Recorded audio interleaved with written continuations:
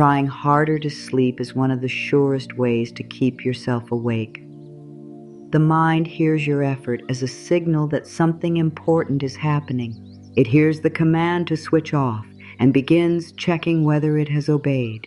It asks if your breathing is slow enough, if your body is relaxed enough, if the room is quiet enough, if your thoughts are finally gone. It becomes the guard assigned to watch for sleep, and a guard cannot fall asleep while it is still checking the gate. This is the strange truth of nights like this. The more urgently you reach for sleep, the more awake you feel. The more you tell yourself that you must stop thinking, the more carefully the mind listens for the next thought.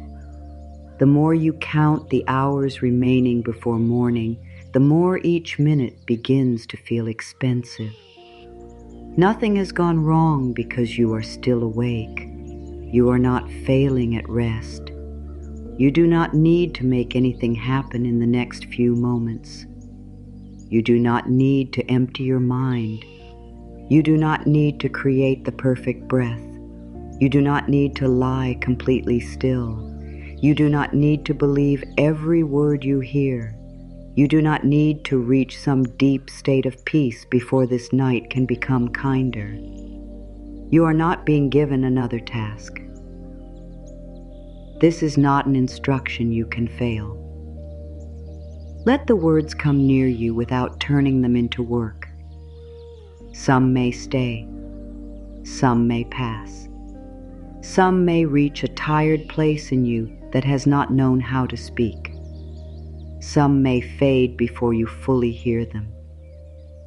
None of that needs correction.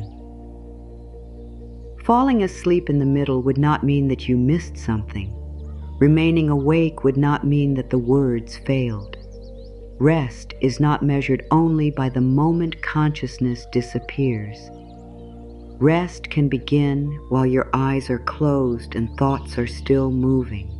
Rest can begin when you stop using wakefulness as evidence against yourself.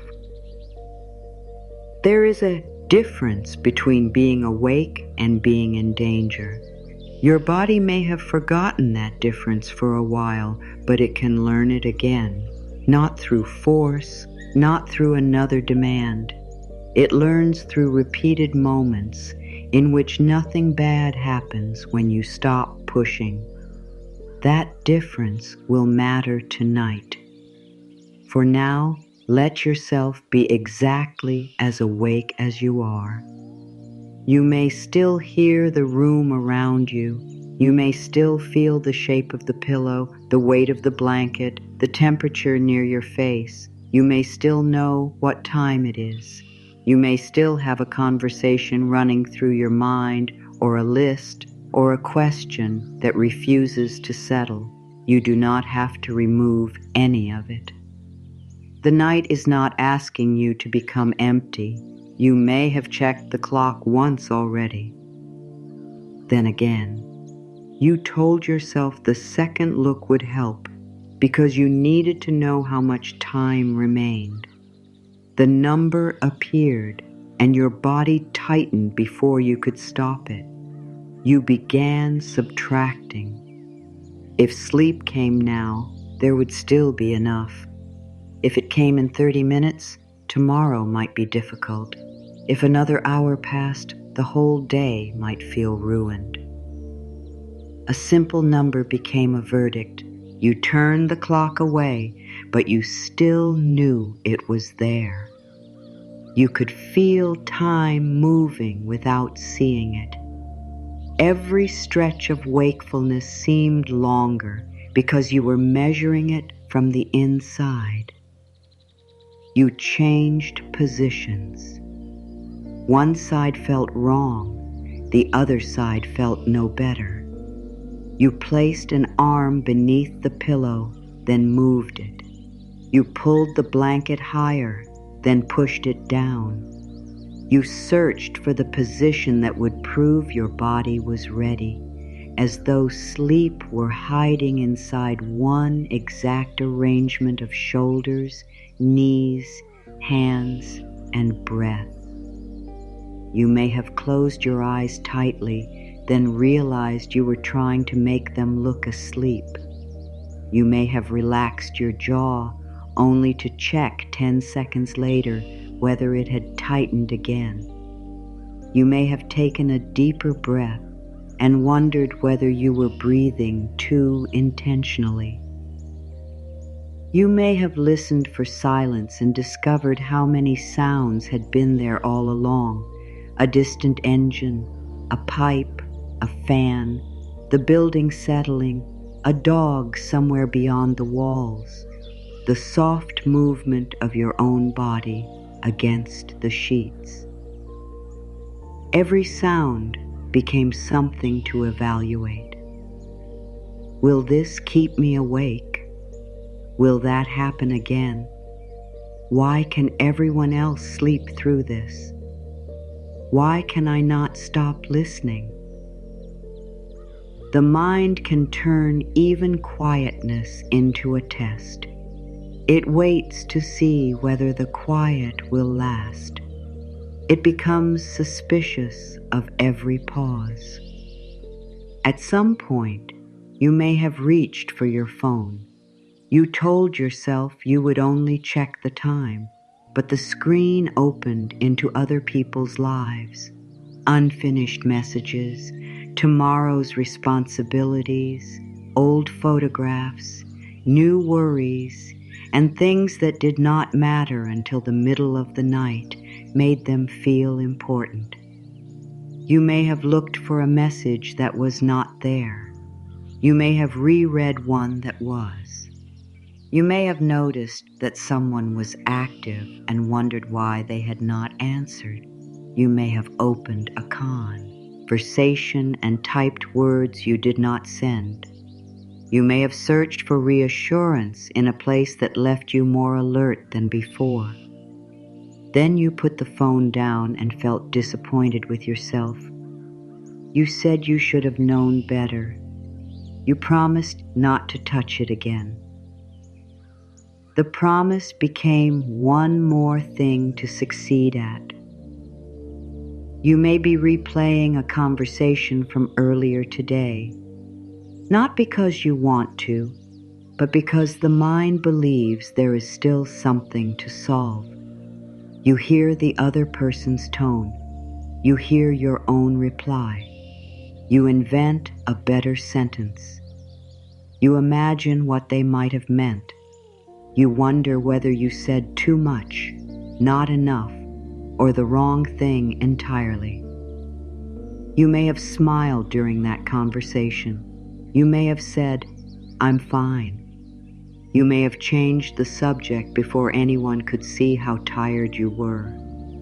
You may have held yourself together all day so well that your feelings waited until the room became dark and nobody needed anything from you. Now the words you swallowed are asking to be heard. The anger you postponed is here. The sadness you managed is here. The uncertainty you carried with a calm face is here. The body often speaks at night because the day gave it no private place to speak. You may have been capable for everyone. You answered questions. You made decisions. You remembered what others forgot. You noticed changes in people's moods. You tried to keep peace. You adjusted your tone. You handled the practical thing while some part of you was quietly asking when it would be your turn to be cared for. Night came and the world finally stopped asking. Your nervous system did not know how to stop answering. It continued scanning. What did I miss? What needs to happen tomorrow? Who might be upset with me? What could go wrong? What should I have done differently? How can I make sure everyone is okay? This is not foolishness. It is exhaustion wearing the clothes of responsibility. You may be thinking about tomorrow before tomorrow has arrived. You're already standing in the meeting, already having the difficult conversation, already facing the work, already imagining the look on someone's face. Your body is in bed, but your mind has traveled ahead to prepare the path. It believes rehearsal can protect you. It believes if it imagines enough versions of tomorrow, one of them will keep you safe from surprise. It does not understand that it is spending tonight's strength on a day that has not begun. You may be worried about something larger than tomorrow, a relationship that feels uncertain, money that seems too tight, a decision you cannot make, news you are waiting to receive, a loved one you cannot protect from every difficulty, a change you did not choose, a loss that made the world feel less dependable. At night, unanswered questions can become enormous. They lose the ordinary boundaries they had in daylight. A concern that fit inside one part of the day begins to fill the entire room. The mind says, "Solve it now." The heart says, "I cannot." The body lies between them, unable to disappear into sleep. You may even be worried about sleep itself. You remember other nights when morning came too soon. You remember the heaviness behind your eyes, the effort it took to move through the next day, the fear that the pattern would repeat. The memory of being tired tomorrow makes you afraid of being awake tonight. And that fear creates the very alertness you are trying to escape. This circle can feel cruel. It is not your fault. Your mind is not trying to punish you. Your body is not refusing to cooperate. There is no defective part of you sitting in the dark and choosing to make the night harder. Something in you is trying to help in an old way. The mind learned that staying alert could prevent pain. It learned that reviewing events could reduce mistakes. It learned that watching people closely could help you prepare for changes in their behavior. It learned that imagining every outcome could create a small feeling of control when life did not feel steady. It learned that rest had to be earned. It learned that stopping might mean falling behind. It learned that if you relaxed, someone might need you. It learned that if you were not watching, something might happen without your permission. These lessons do not always arrive through one dramatic event. They can grow through years of small moments.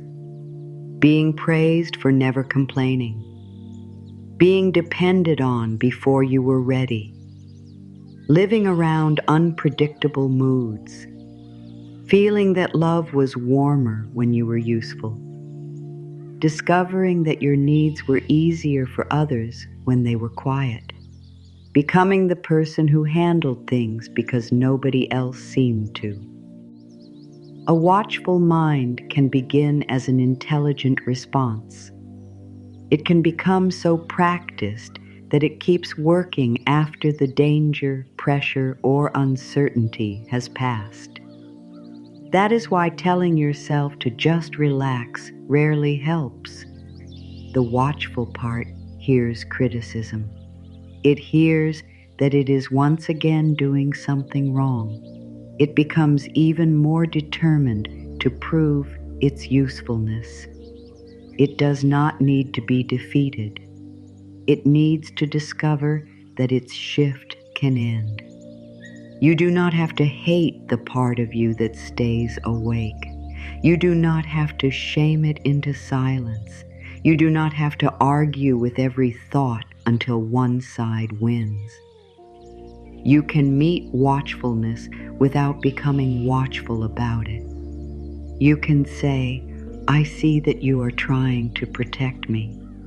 You can say, "There is nothing I need to solve in this exact minute." You can say, "We can be awake without preparing for disaster." Even if you do not fully believe those words yet, your body can begin to hear their tone. Tone matters. A frightened part does not soften because it receives a perfect explanation. It softens when the voice speaking to it no longer sounds frightened too. This is why your inner voice tonight does not need to be impressive. It does not need to sound spiritual, wise, or certain. It only needs to stop treating you like a problem that must be fixed before morning. You have had enough commands. Be stronger, be calmer, move on, think positively, stop caring, get over it, sleep now. Even kind ideas can become heavy when they are spoken as orders. So let there be no order here. Your thoughts are permitted to move. Your body is permitted to take its time. Your eyes are permitted to remain awake behind closed lids. Your feelings are permitted to arrive without giving a full explanation. The night can hold unfinished things. You may have believed that peace meant every question had an answer. Real peace often begins earlier than that. It begins when a question is allowed to remain unanswered without being treated as an emergency. You may have believed that rest meant the mind became silent. Rest can also mean the mind speaks and you do not follow every sentence. A thought may say, "Tomorrow will be terrible." You do not have to fight it. You do not have to agree. You can hear it as a tired prediction moving through a tired mind. A thought may say, "You should have done more." You can let it pass without opening the day again to search for proof. A thought may say, "You will never sleep." You can answer, "I do not need to know that now." The aim is not to replace every difficult thought with a beautiful one. That can become another form of strain. The aim is to stop giving each thought the authority of an alarm. Thoughts can be present without becoming instructions. Feelings can be strong without becoming forecasts. Wakefulness can be uncomfortable without becoming dangerous. Here is the part that is rarely said aloud. You may not be afraid of the night itself. You may be afraid of what rises when there is nothing left to distract you. During the day, movement keeps certain feelings at a distance. There is work, conversation, noise, errands, decisions, meals, screens, and the constant small pressure to continue. Night removes the audience and lowers the volume of the world. What remains can feel too close. An old loneliness, a grief that does not follow a schedule, a need you have tried to call unreasonable, a memory that returns through sensation before it returns through words, a fear that if you stop managing everything, you will discover how unsupported you have felt. No wonder some part of you stays busy. Busyness can be a blanket too. Thinking can be a way of avoiding the deeper ache beneath thinking. Planning can create distance from feeling. Replaying a conversation can feel safer than admitting how much the conversation hurt. Checking the phone can feel easier than sitting beside the emptiness of waiting. This does not make you weak. It makes you human. The night does not expose your failure. It reveals the places where you have needed more tenderness than you received. You are not required to heal all of those places now. You do not have to uncover every cause. You do not have to forgive anyone before you are ready. You do not have to turn pain into a lasso and before dawn. You are permitted to be a person in need of rest, not a project in need of improvement. Take that sentence in without working on it. A person in need of rest, not a project. There may be a part of you that resists this. It says that if you stop pushing, nothing will change. It says pressure is the only reason you have survived, achieved, cared, remembered, or kept going. It says softness is dangerous because softness might become helplessness. That part has evidence. It remembers the times effort was necessary. It remembers when nobody came to rescue you. It remembers what happened when you trusted too quickly or rested too soon. We do not need to erase its evidence. We only need to ask whether every night is the same night. Is this bed the same place where you once felt unsafe?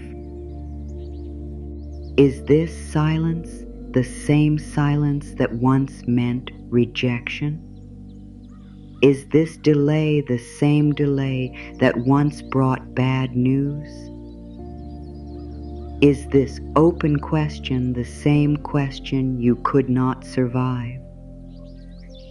The body sometimes answers yes before it has looked around. It recognizes a feeling and assumes the whole past has returned. This is where present time can begin to help. Not as a technique to perform perfectly, as a quiet orientation. This pillow is here. This blanket is here. The surface beneath you is holding your weight. The room has edges. The walls, ceiling, window, and floor are in their places. The current moment is not asking you to solve tomorrow. You can let your senses report what is here without asking them to create sleep. Feel one point where your body meets the bed. Only one. The back of your head, a shoulder, your hip, a heel. There is no need to scan everything yet. There is no need to change the sensation. Contact is enough. The body understands contact. It understands support before the mind has language for it. You may feel tension there. That is all right. Support does not require complete softness. The bed can hold a tense body. The night can contain a busy mind. This moment can include discomfort without becoming a crisis. You have spent so much time believing that rest begins after tension ends.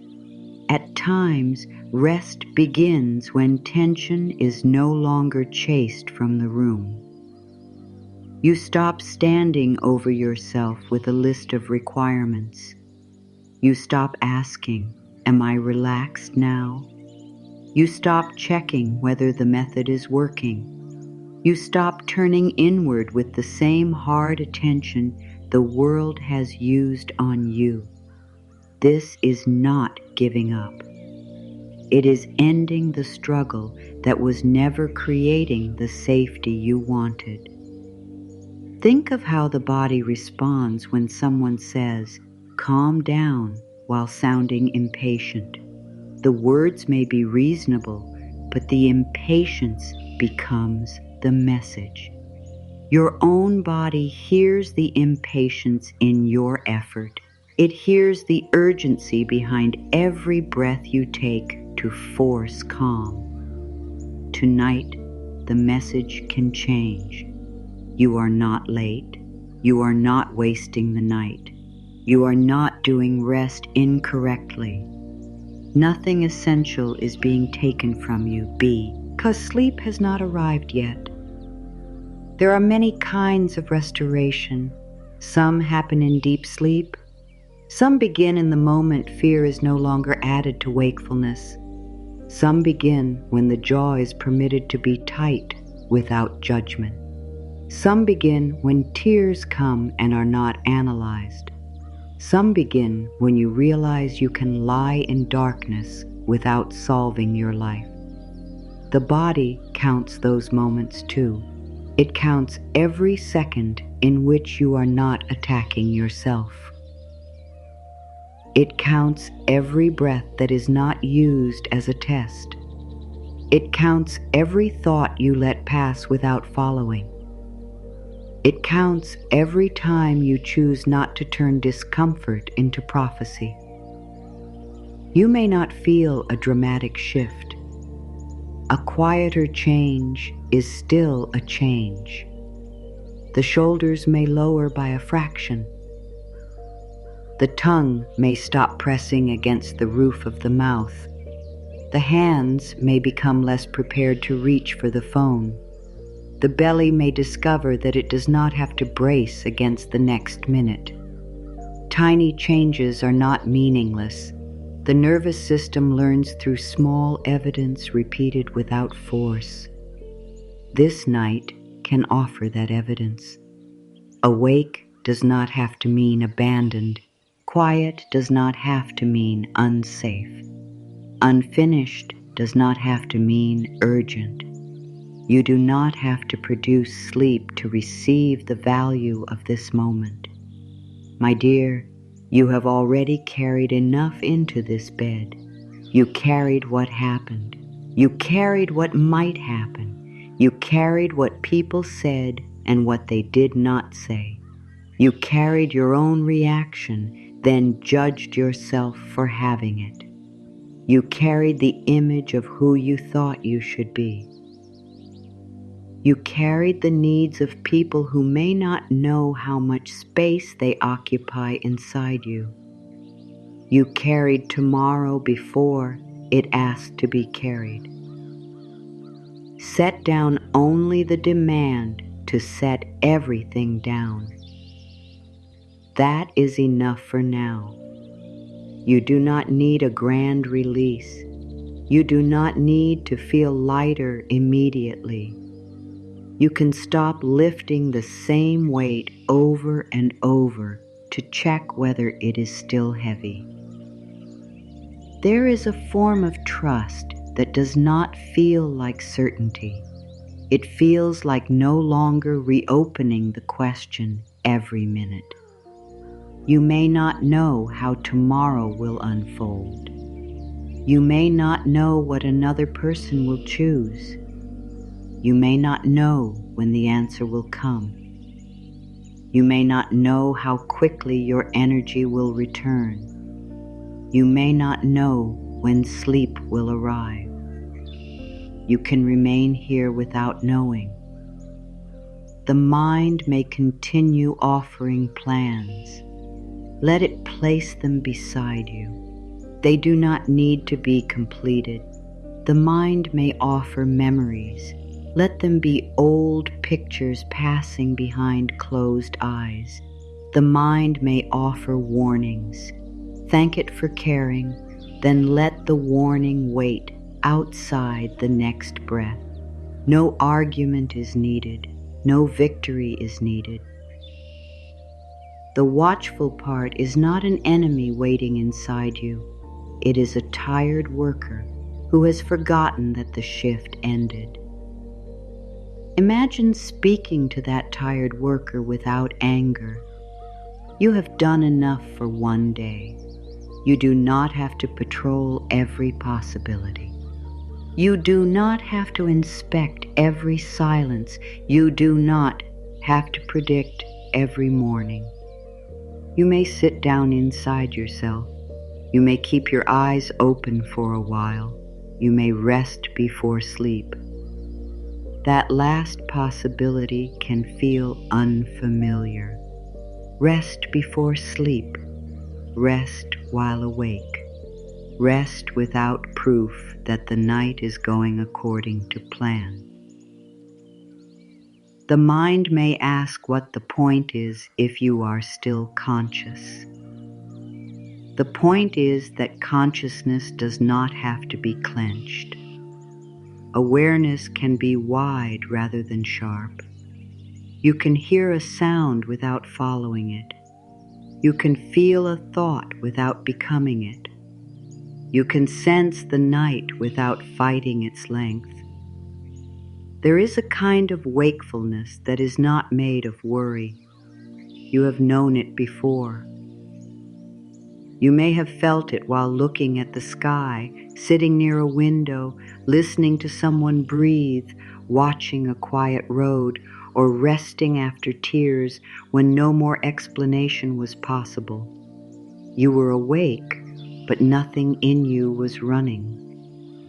That state cannot be grabbed. It appears when the chase loosens. This is the paradox you can stop trying to solve. Sleep is not caught by becoming a better hunter of sleep. The body has its own timing. The mind has its own movement. But tonight we will not turn that movement into a pattern to study. We will not ask the darkness to prove it is kind. We will not ask the next minute to deliver unconsciousness. We will practice a wider kind of seeing, somewhere beyond a sleeping house, beyond a road with no traffic, beyond the last window where a light has gone out. There is a fence line holding its quiet place in the dark. The post is old enough to have known many nights. Its surface has been worn by heat, cold, hands, seasons, and time. It does not complain about the hour. It does not measure how long the darkness has lasted. It stands where it stands. On that post, an owl is awake. Its eyes are open. Its body is still. Nothing about its wakefulness suggests failure. It is not trying to become unconscious. It is not frightened by the fact that the world is dark. It does not ask how many hours remain before morning. It does not accuse the night of withholding rest. The owl is awake, and the owl is not in a hurry. Its feathers rest close to its body. Its feet hold the post without strain. Its head turns only when there is something worth hearing. It does not chase every sound across the field. The darkness around it is wide. The owl does not need to fill that width with fear. It sees more because it is not fighting what the hour is. For a moment, you do not need to become the owl. Only see it there. Still, open-eyed, unashamed of being awake. The fence post holds its weight, and the night asks it for nothing. The owl does not confuse stillness with helplessness. Its body is quiet because quiet is enough. Its awareness is alive, but not frantic. It is listening without turning every sound into a warning. It is looking without demanding that the darkness explain itself. This is a form of rest you may not have considered. Not sleep yet, not unconsciousness. Resting awareness. The owl does not close its eyes to prove that it trusts the night. It keeps them open because open eyes are natural to it at this hour.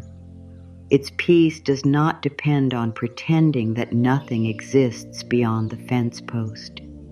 It hears movement in the grass. It senses distance. It knows the field is larger than what can be seen from one place. None of this forces it into panic. There is wisdom in that. Wisdom does not mean ignoring what is real.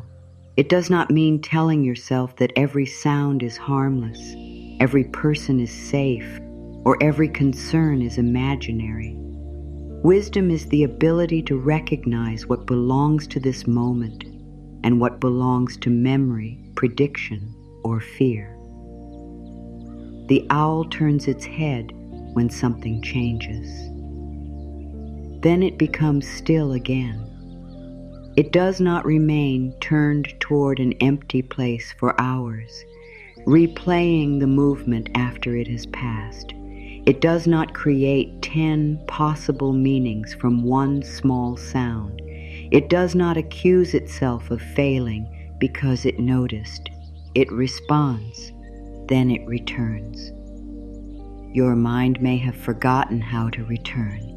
It notices something, then continues holding it long after the moment has ended.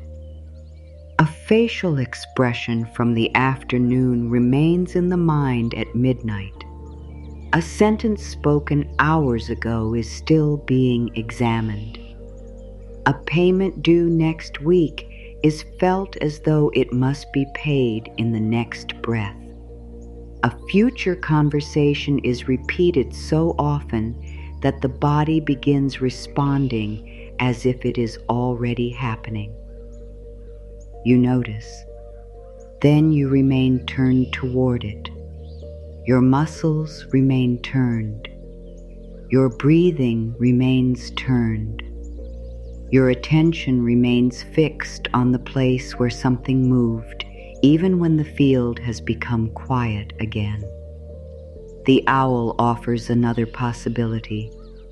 You can turn toward what matters without giving it the entire night. You can recognize a concern without building a home inside it. You can prepare for tomorrow without entering tomorrow now. You can feel hurt without replaying the hurt until your body believes it is happening again. You can care without keeping yourself on duty every hour. The owl's feet remain on the post. That matters. It does not fly after every sound. It does not spend its strength proving it is alert. It knows the difference between information and invitation. A sound may contain information. It does not always invite action. A thought may contain information. It does not always invite investigation. A feeling may contain information. It does not always invite a decision tonight. Your mind has treated many thoughts as invitations. A memory appears and you enter it. A fear appears and you begin planning. A doubt appears and you begin searching for certainty. A name appears and you begin wondering what that person is doing, thinking, choosing, hiding, or feeling. The mind moves so quickly from awareness into pursuit that you may not recognize the moment when the chase begins. Tonight, you can remain on the poles, sane. The thought may move across the field. You do not have to follow. The question may remain unanswered. You do not have to leave yourself to search for an answer. The future may be hidden beyond the edge of sight. You do not have to fly into darkness to force it closer. There is no punishment in staying where you are. The fence post is not a prison. It is a place of enoughness, a place where the body can be held, while the mind learns that not every possibility requires movement. You may feel how unfamiliar that is. You have often been rewarded for movement, for fixing, answering, helping, producing, explaining, anticipating, improving. You may have learned that stillness was laziness, that pausing was falling behind, that uncertainty had to be solved quickly before anyone noticed you did not know. The body carried those lessons into bed. It believes the next thought may be the one that saves you. The next plan, the next explanation, the next mental rehearsal, the next check of the phone, the next look at the clock, the next adjustment of the pillow, the next breathing method, the next attempt to relax. Each attempt says the same thing beneath the surface. This moment is not acceptable yet. Sleep becomes a destination you are not permitted to stop chasing. The owl is not chasing the night toward morning. It has no argument with 3 o'clock. It does not believe that darkness is an unfinished version of daylight. The night has its own completeness. You may not enjoy being awake at this hour. You do not have to pretend that you do. Acceptance is not enjoyment. It is not approval. It is the ending of an argument with what has already happened. You are awake now. That is what has already happened. The fight against it cannot make it unhappen. It can only add tension to wakefulness. The moment you stop saying this must not be happening, another kind of space becomes possible. Not instant sleep, not a dramatic release. Space. The owl has space around it. The wide field does not press against its feathers. The darkness does not crowd its body. The fence line stretches in both directions without requiring the owl to know where it ends. You also need space around your thoughts. A thought feels larger when your attention presses against it. A fear feels final when you hold it too close. A question feels urgent when there is no room between the question and your identity. You are not the thought that says tomorrow will be unbearable. You are the one hearing it. You are not the memory that says you should have known better. You are the one remembering. You are not the fear that says you will always feel this way. You are the one feeling fear tonight. There is space in those distinctions. The owl does not become the field because it sees the field. It does not become the sound because it hears the sound. It does not become the darkness because darkness surrounds it. You do not become ever the experience that passes through awareness. Some thoughts are old sounds carried from far away. Some fears belong to an earlier version of you who did not have the choices, language, support, or understanding you have now. Some reactions are echoes. An echo can sound close even when its source is distant.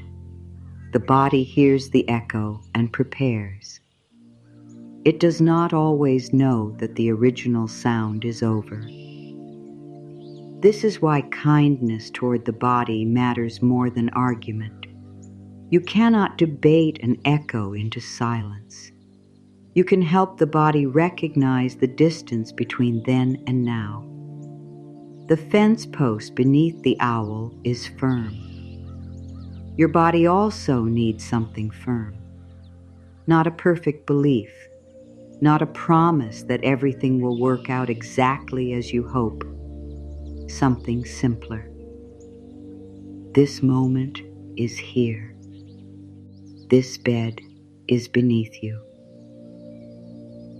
This breath belongs to now. Whatever tomorrow contains, it is not happening in this room yet. Whatever happened earlier, it is not physically happening again in this exact second. You may still feel it. Feeling is not the same as reliving. The body can take time to understand that. Let it take time. The owl does not shout at the horizon because morning has not arrived. It does not question whether dawn has forgotten the field. It does not need proof every minute that the night will change. The owl does not create morning. It meets the hour that exists. You may have spent many nights trying to create morning before morning came. You mentally entered the next day because the present hour felt unbearable. You imagined coffee, the alarm, the shower, the work, the fatigue, the faces you would have to meet. You tried to measure the cost of wakefulness in advance. The body lived tomorrow's tiredness before tomorrow began. This doubled the burden. There was the wakefulness itself. Then there was the imagined consequence. The owl carries only the night that is present. It is not carrying sunrise too. What would it feel like to carry only this minute? Not the next hour, not the morning, not the whole week. This minute. Even that may sound like an instruction, so do not turn it into one. You do not need to concentrate on the present perfectly. The mind will leave. It will return.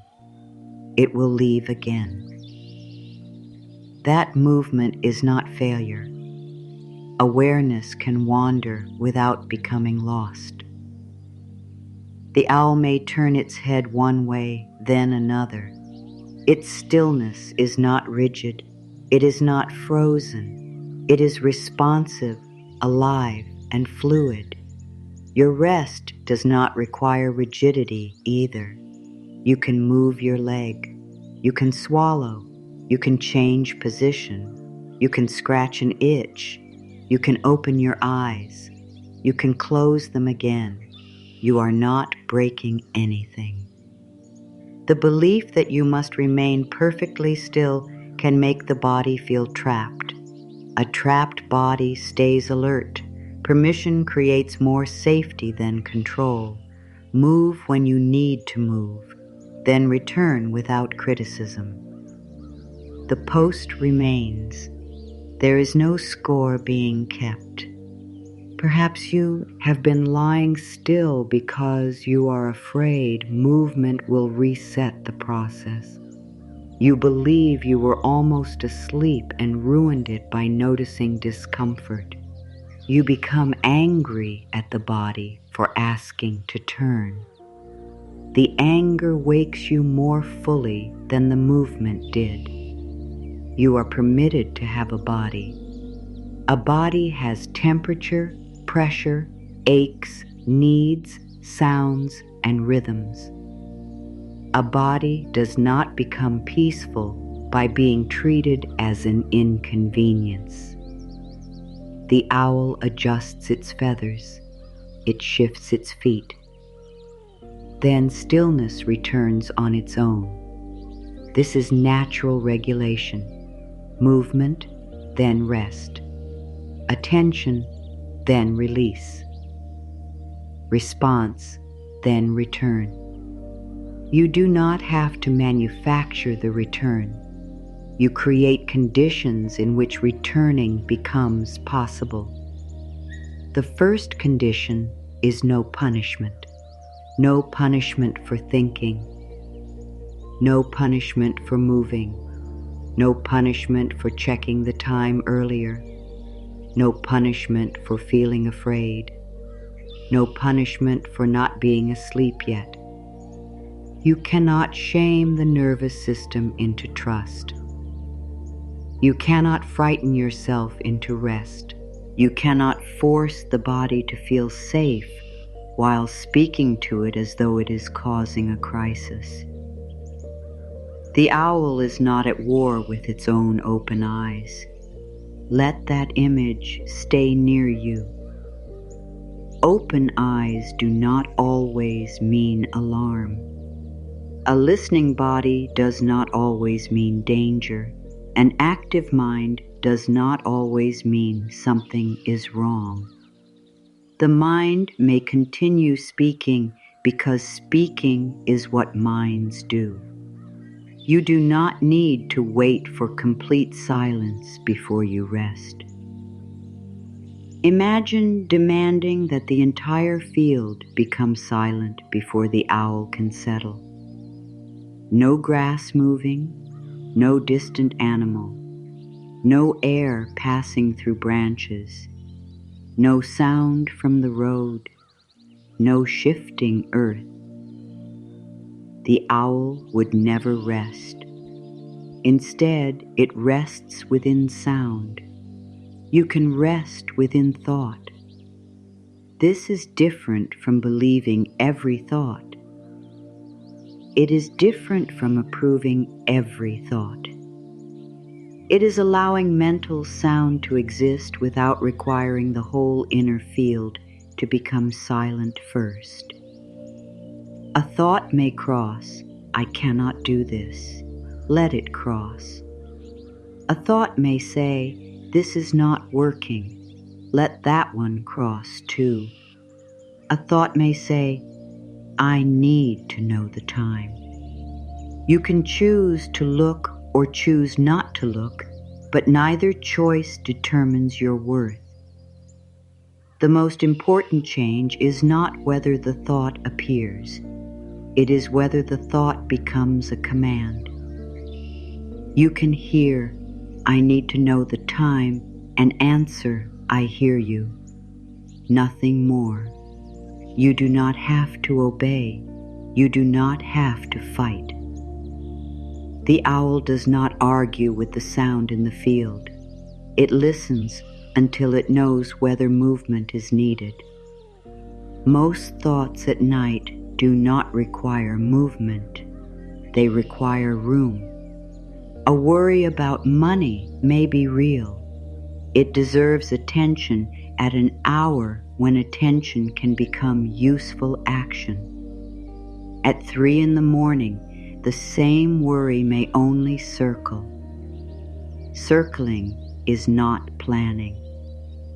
Repetition is not preparation. Suffering through a problem all night does not prove that you care enough to solve it. You can care tomorrow. You can write the number down. You can ask for help. You can review options. You can speak with someone qualified. You can make a plan in daylight. You do not have to pay for tomorrow's action with tonight's punishment. A relationship concern may also be real. Someone may have hurt you. Something may need to be said. A boundary may need to be made clearer. A decision may be approaching. None of this requires you to rehearse every possible conversation until your chest tightens. You can trust that the concern will still exist when you are able to meet it with more of yourself available. You are not abandoning the issue by resting. You are refusing to exhaust the person who must face it. The owl protects its energy. It does not fly without reason. It does not spend its wings on shadows. Your energy matters too. You may be used to giving it away before anyone asks. You anticipate a request and begin preparing. You sense tension and begin adjusting. You imagine criticism and begin defending yourself in advance. This is how the body can live in constant departure, always leaving the post, always moving toward a problem, always flying into someone else's mood. Tonight, the post can mean staying located inside your own body. Your attention does not have to live in another person's mind. You do not know what they are thinking. Your attention does not have to live in tomorrow's room. You are not there yet. Your attention does not have to live inside the worst outcome. It has not happened. Come back not as a command, but as an option. The post is here. The body is here. The night is around you, not inside every cell of you. The darkness has edges. Your fear may not feel as though it has edges, but it does. Every feeling changes shape when it is not fed by fresh stories. You may still feel the fear. It may rise and fall. It may move from the stomach to the chest, from the chest to the throat, from the throat into thought. Let it move. A feeling that moves is already different from a prison. The owl's gaze is wide. Human fear narrows the gaze. It selects one possibility and makes it fill the whole horizon. What if I do not sleep? What if tomorrow goes badly? What if they leave? What if the answer is no? What if I cannot handle this? The question becomes the entire field. Wide awareness does not erase the question. It places the question among other truths. You may not sleep soon, and your body is still being held. Tomorrow may be difficult, and you have moved through difficult days before. Someone may make a choice you cannot control, and you remain worthy of care. The answer may be no, and another response will become possible.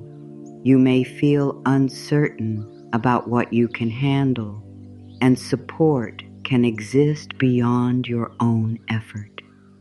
The field is wider too. Upon the fear.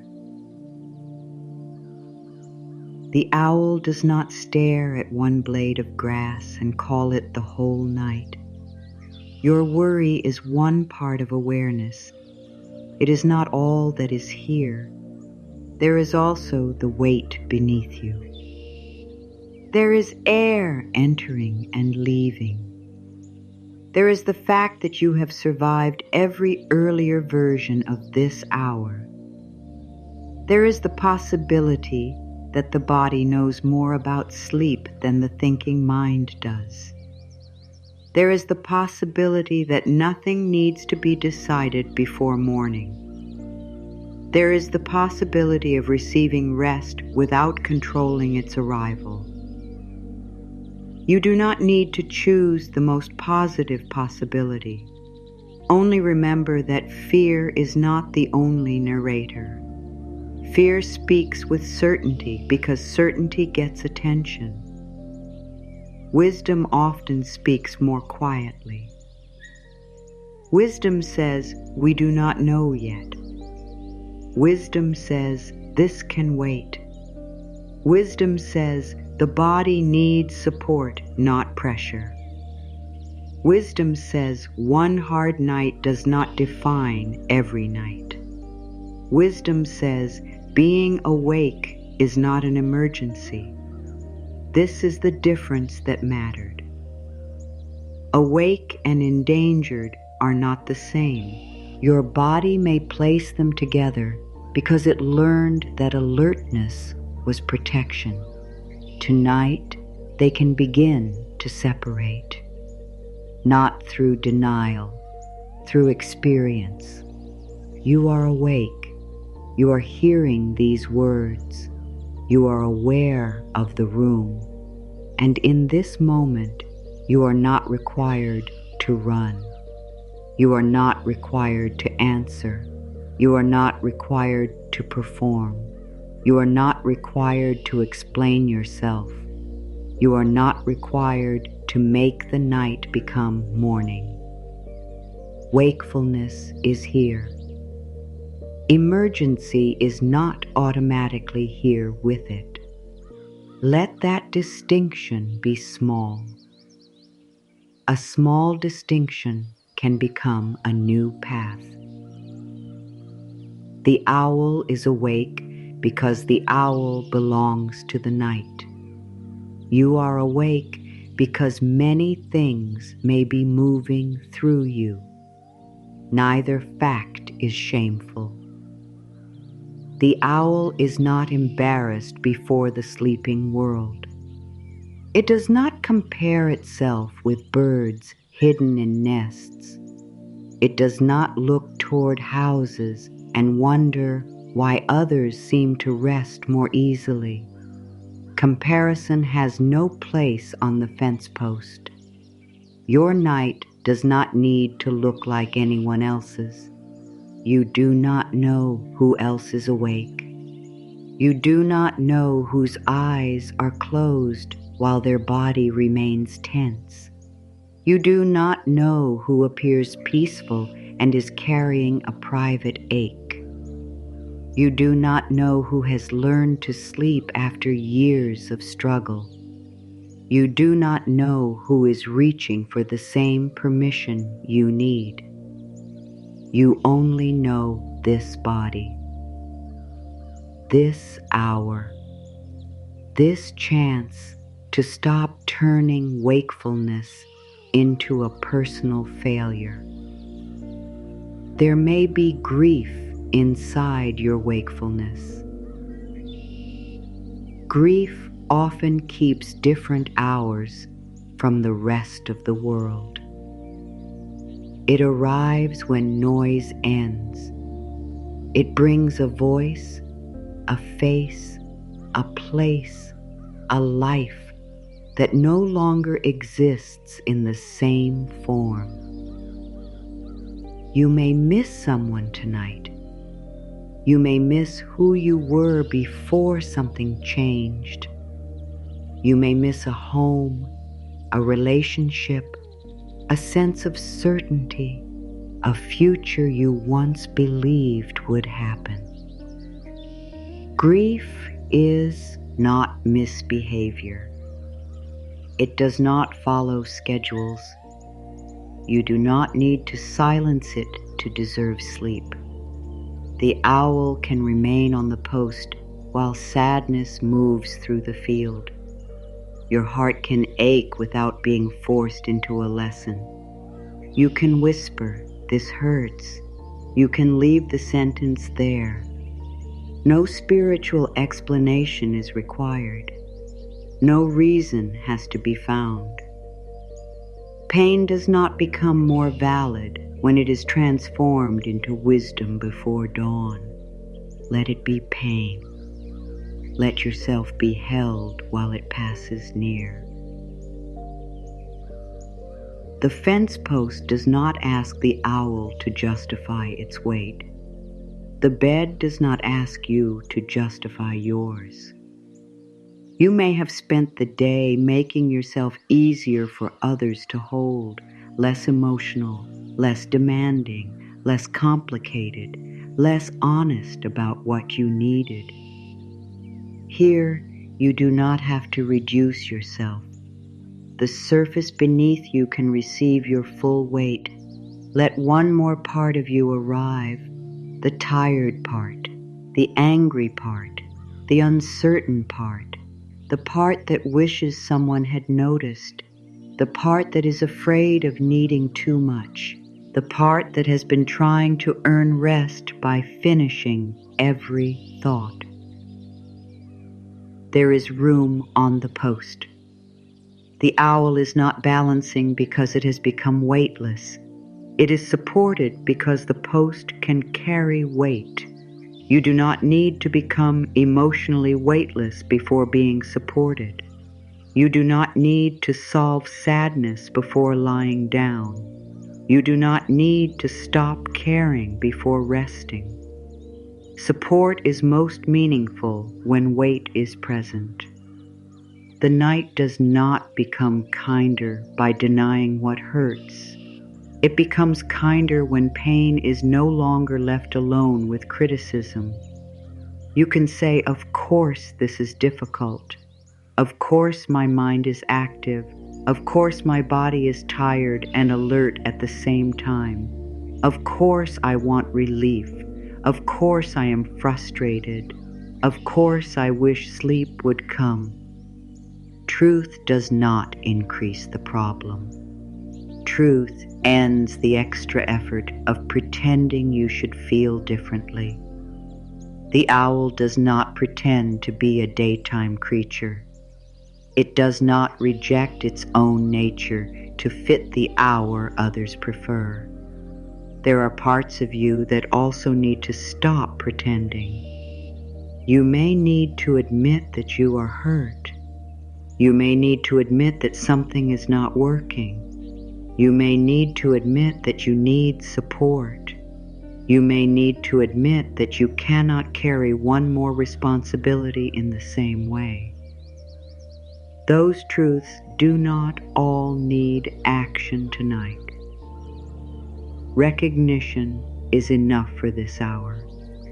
The owl sees what it sees. It does not write a plan beneath the stars. It does not make a promise to change its entire life before dawn. It remains honest and still. You can be honest and still.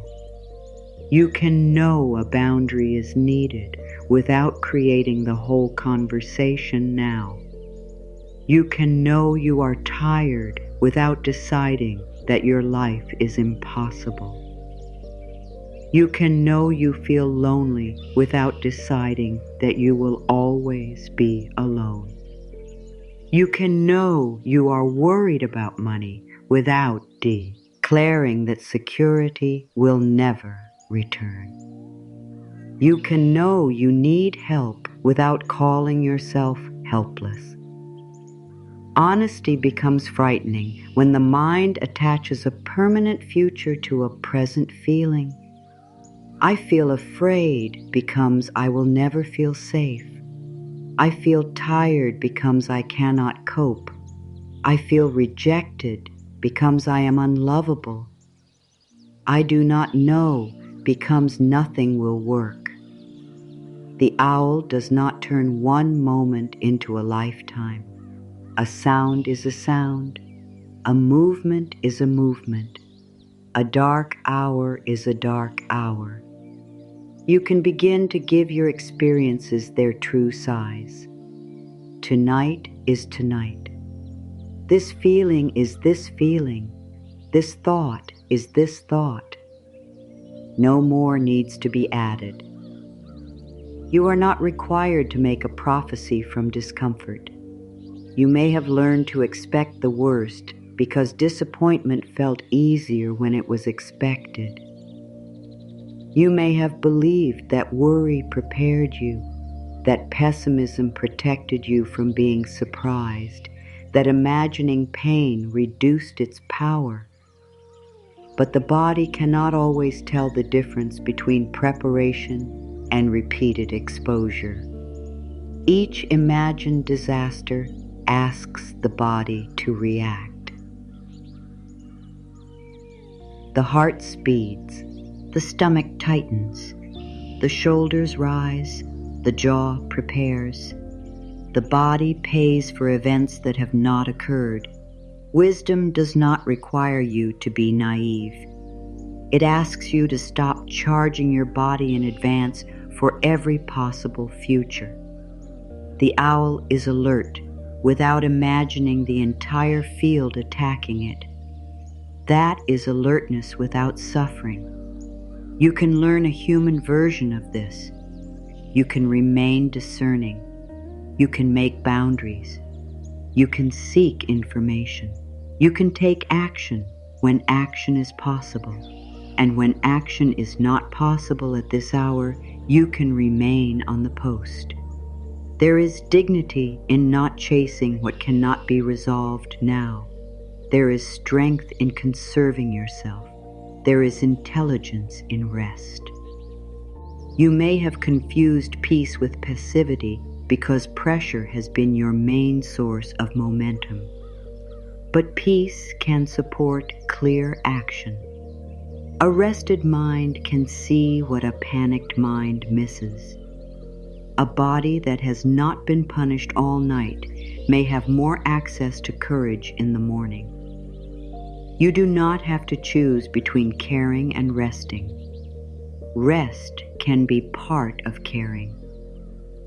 The owl watches because watching is natural, not because it believes catastrophe is certain. You can care about tomorrow without treating tomorrow as a catastrophe. You can care about a person without entering their mind. You can care about your work without rehearsing every error. You can care about your future without demanding certainty tonight. Your care does not need anxiety to prove its sincerity. This may be difficult to accept. Anxiety can feel like devotion. Worry can feel like responsibility. Overthinking can feel like love. But love does not require you to injure yourself with imagined outcomes. Responsibility does not require endless internal punishment. Devotion does not require sleepless surveillance. The owl's stillness is not a lack of care. It is the shape care takes when there is nothing to do yet. There are hours for movement.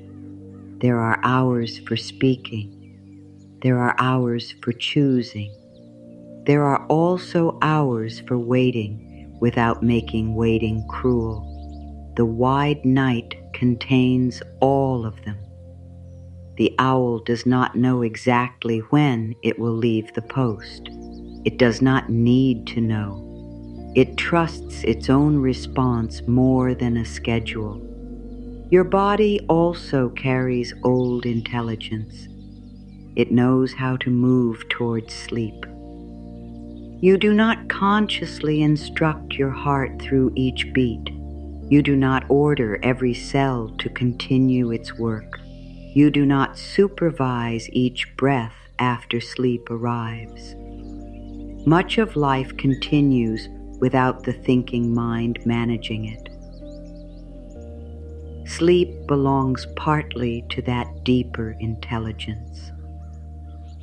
The thinking mind cannot drag the body across the threshold. It can stop blocking the doorway with instructions. You do not need to make sleep happen. You can become less involved in preventing it. Every check asks the mind to wake again. Am I close? Is this working? Was that a sign? Did my body just relax? How long has it been?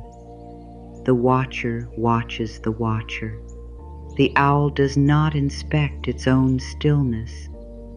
It is still, then it moves, then it is still again. No report is written, no progress is measured. Can you let 1 minute pass without grading it? You may not know whether you did. That is all right. The invitation is not to succeed. It is to stop building a courtroom around the night. No evidence, no verdict, no accusation. You are awake. That is not a crime. The room remains the room. The bed remains beneath you. The owl remains on the post. Its eyes reflect a small amount of distant light, but the light does not belong to it. It receives what is available. You do not have to create all the comfort you need. You can receive what is already here, the support beneath your back, the air around your face, the warmth held close to your skin, the voice beside your thoughts, the pause after each sentence, the fact that no answer is demanded from you. Receive one thing, not as gratitude you must perform, only as contact.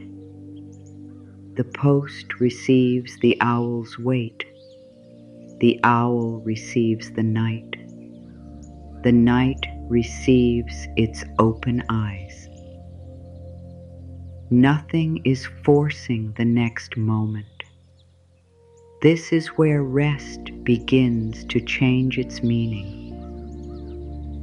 Rest is not the prize given after sleep. Rest is the end of resistance to this hour.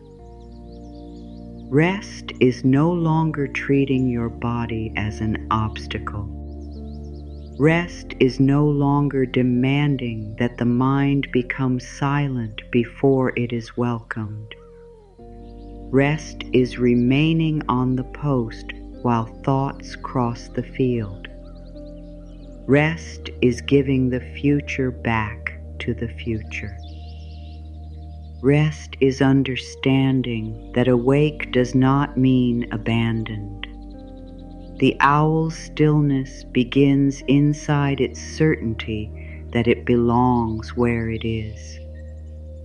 You also belong in this moment, even if you wish the moment were different. You do not need to earn your place in the night. You do not need to prove that you tried hard enough.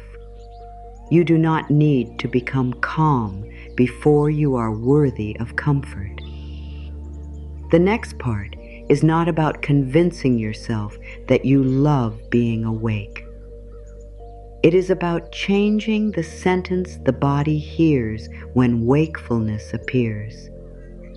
Until now, the sentence may have been, "Something is wrong."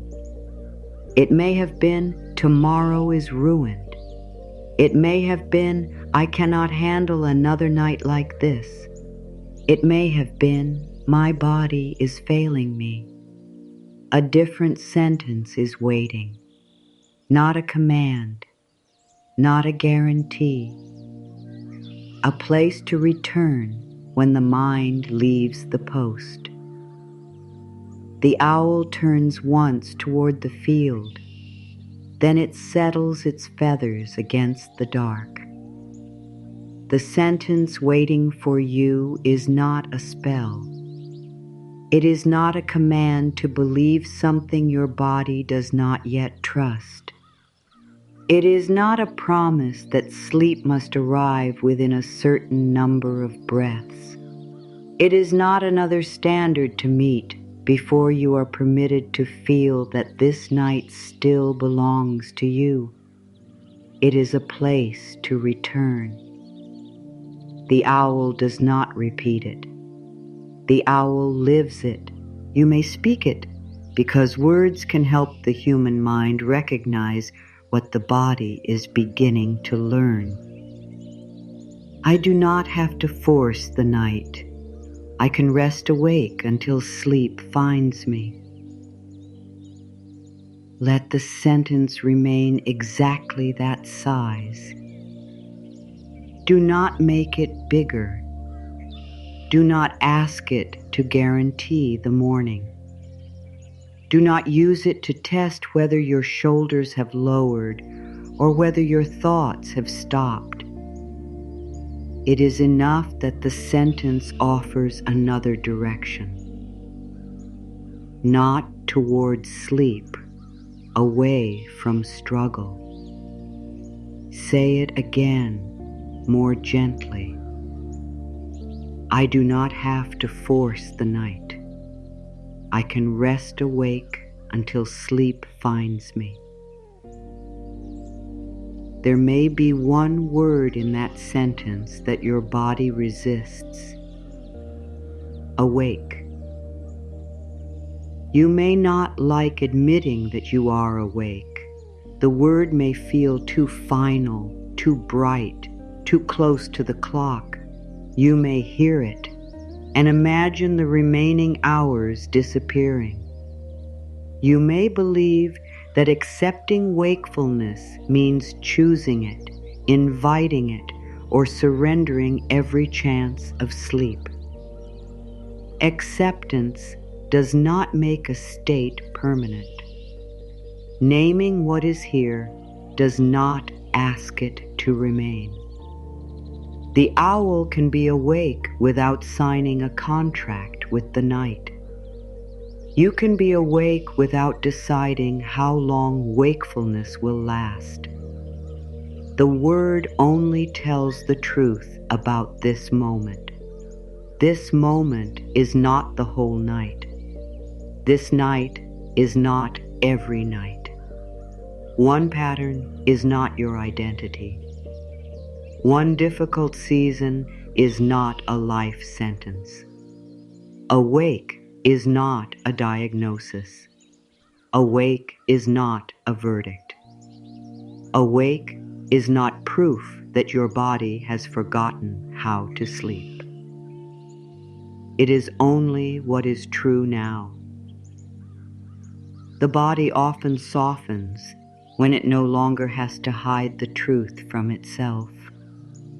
You may have spent an hour pretending that sleep was almost here. You may have refused to move because you feared admitting that you were still conscious. You may have kept your eyes closed with effort, trying to preserve the appearance of sleep for nobody but yourself. The performance creates tension. The truth creates room. I am awake. I do not like it. I wish sleep would come. I am still permitted to rest.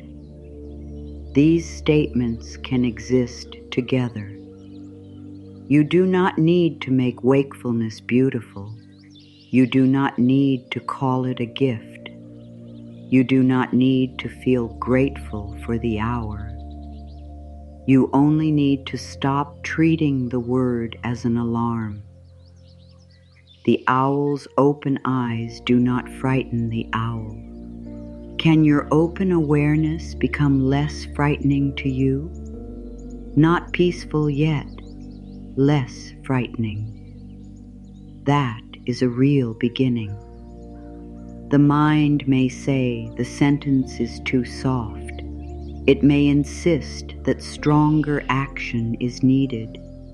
It may suggest another technique, another calculation, another promise to fix your sleep tomorrow.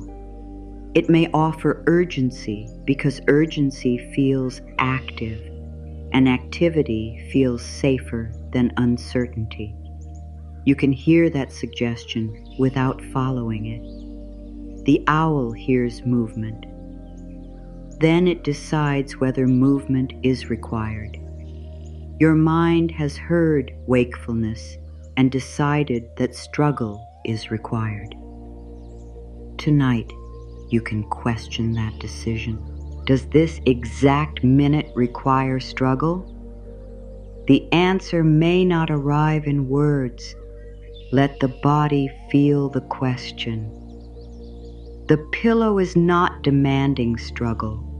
The blanket is not demanding struggle. The room is not demanding struggle. The dark space behind your eyelids is not demanding struggle. The demand is coming from the belief that sleep must be achieved now. What happens when that demand becomes smaller? Not gone. Smaller. The night may still feel long. The body may still feel tired. The mind may still move. But the inner fight loses one layer. This is how rest can begin before sleep. Not because everything has settled, because you are no longer chasing everything into settlement. Say the sentence once more. Not to convince yourself, only to place it near the watchful part. I do not have to force the night. I can rest awake until sleep finds me. The words, "until sleep finds me," may also bring resistance. You may not trust that sleep will find you. You may feel that sleep has passed your room, forgotten your name, or chosen everyone else. That feeling is real. It is not the same as a fact. Sleep is not a person withholding love from you. It is not a reward being denied. It is not an approval you failed to earn. Sleep is a biological rhythm influenced by many things: stress, grief, habits, health, environment, hormones, medication, pain, change, and the condition of the nervous system. It is complex, and complexity is not blame. Your thoughts did not create every difficult night. Your attitude is not the cause of every struggle. You are not responsible for producing perfect sleep through perfect thinking. Affirmations can support a kinder relationship with the night. They are not a replacement for medical care, psychological support, or practical help when sleep problems are persistent, ever, or affecting your well-being. Seeking qualified support is not a failure of faith. It is a form of care. The owl does not deny what is real. It uses what is available. You can do the same. You can speak kindly to yourself tonight and seek help tomorrow. You can rest here and still make a practical plan. You can trust your inner wisdom and receive outside support. These choices do not contradict one another. Peace is not pretending there is no problem. Peace is meeting the problem without becoming cruel to yourself. If the full sentence feels too far away, do not force it closer. Use the smaller sentence. I am willing to let wakefulness feel safe. That is enough. You do not have to say that wakefulness is safe in every place, under every condition, or for every person. The body may have valid reasons to remain alert.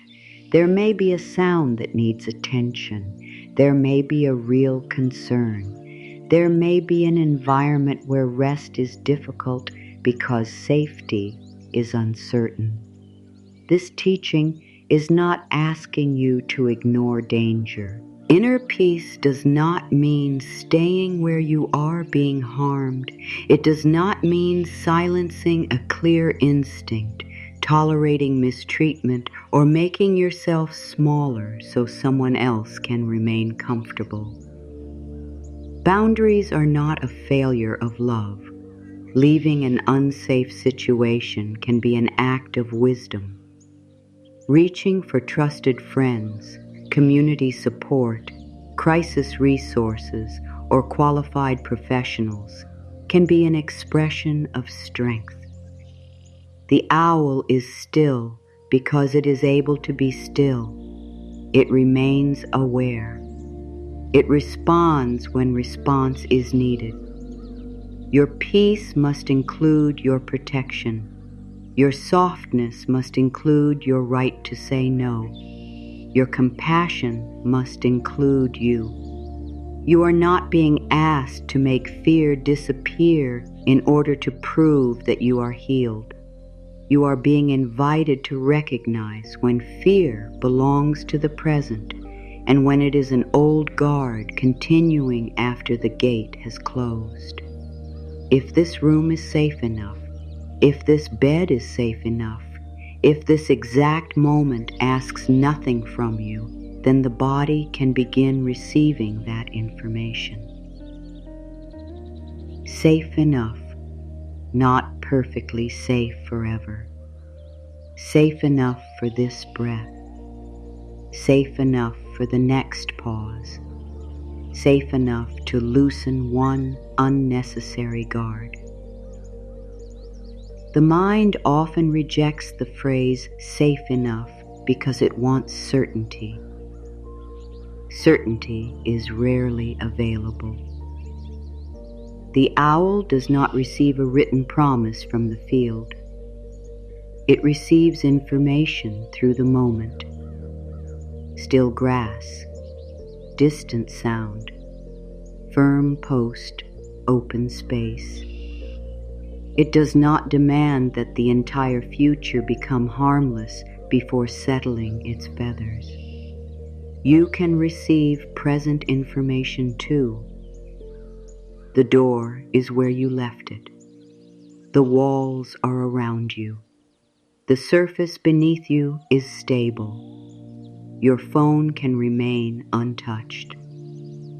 Tomorrow's conversation is not occurring now. The person you are worried about is not inside this room unless they are physically here. The bill is not being paid. Aid in this breath. The decision is not being made in this second. This second has a smaller job. To exist. You have a smaller job too. To be carried through it. You may feel the mind preparing to object. What if I relax and something happens? What if I stop thinking and forget something important? What if I accept being awake and stay awake all night? What if I do not solve this now and regret it tomorrow? These questions are attempts to protect you from uncertainty. They are not prophecies. You can answer them without offering guarantees. If something truly needs action, I can respond. If something is important, I can write it down tomorrow. If sleep takes time, I can stop adding fear to the time. If I regret something tomorrow, I can meet regret tomorrow. This is not indifference. It is refusing to live several hours at once.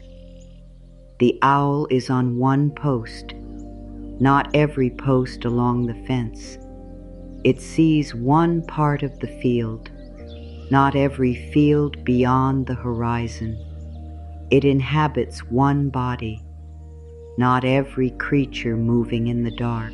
Your mind has been trying to occupy too many places: your own body, another person's thoughts, tomorrow's schedule, last week's conversation, next month's uncertainty, a future version of yourself who may be tired, a past version of yourself who wishes something had happened differently. No wonder you feel stretched. Attention has limits. The body knows when attention has left it. You can bring a little of yourself back. Not all at once. One part. The part that is listening. The part that can feel the bed. The part that can recognize the space after a sentence ends. Return there. The owl's stillness is not emptiness. It is gathered presence. Its energy is not scattered across imagined futures. It belongs to the body sitting on the post. You can gather without tightening. You can return without pulling. You can be here without locking yourself inside the present. The present is not a cage. It is the only place where support can touch you. The future cannot hold your body yet. The past cannot hold it now. Only what is beneath you can do that. Feel the support without asking whether it is enough to make you sleep. Let support be support. This is where the first question closes. You wanted to know how to switch off. The answer is that you do not switch yourself off. You stop standing over yourself with the switch in your hand.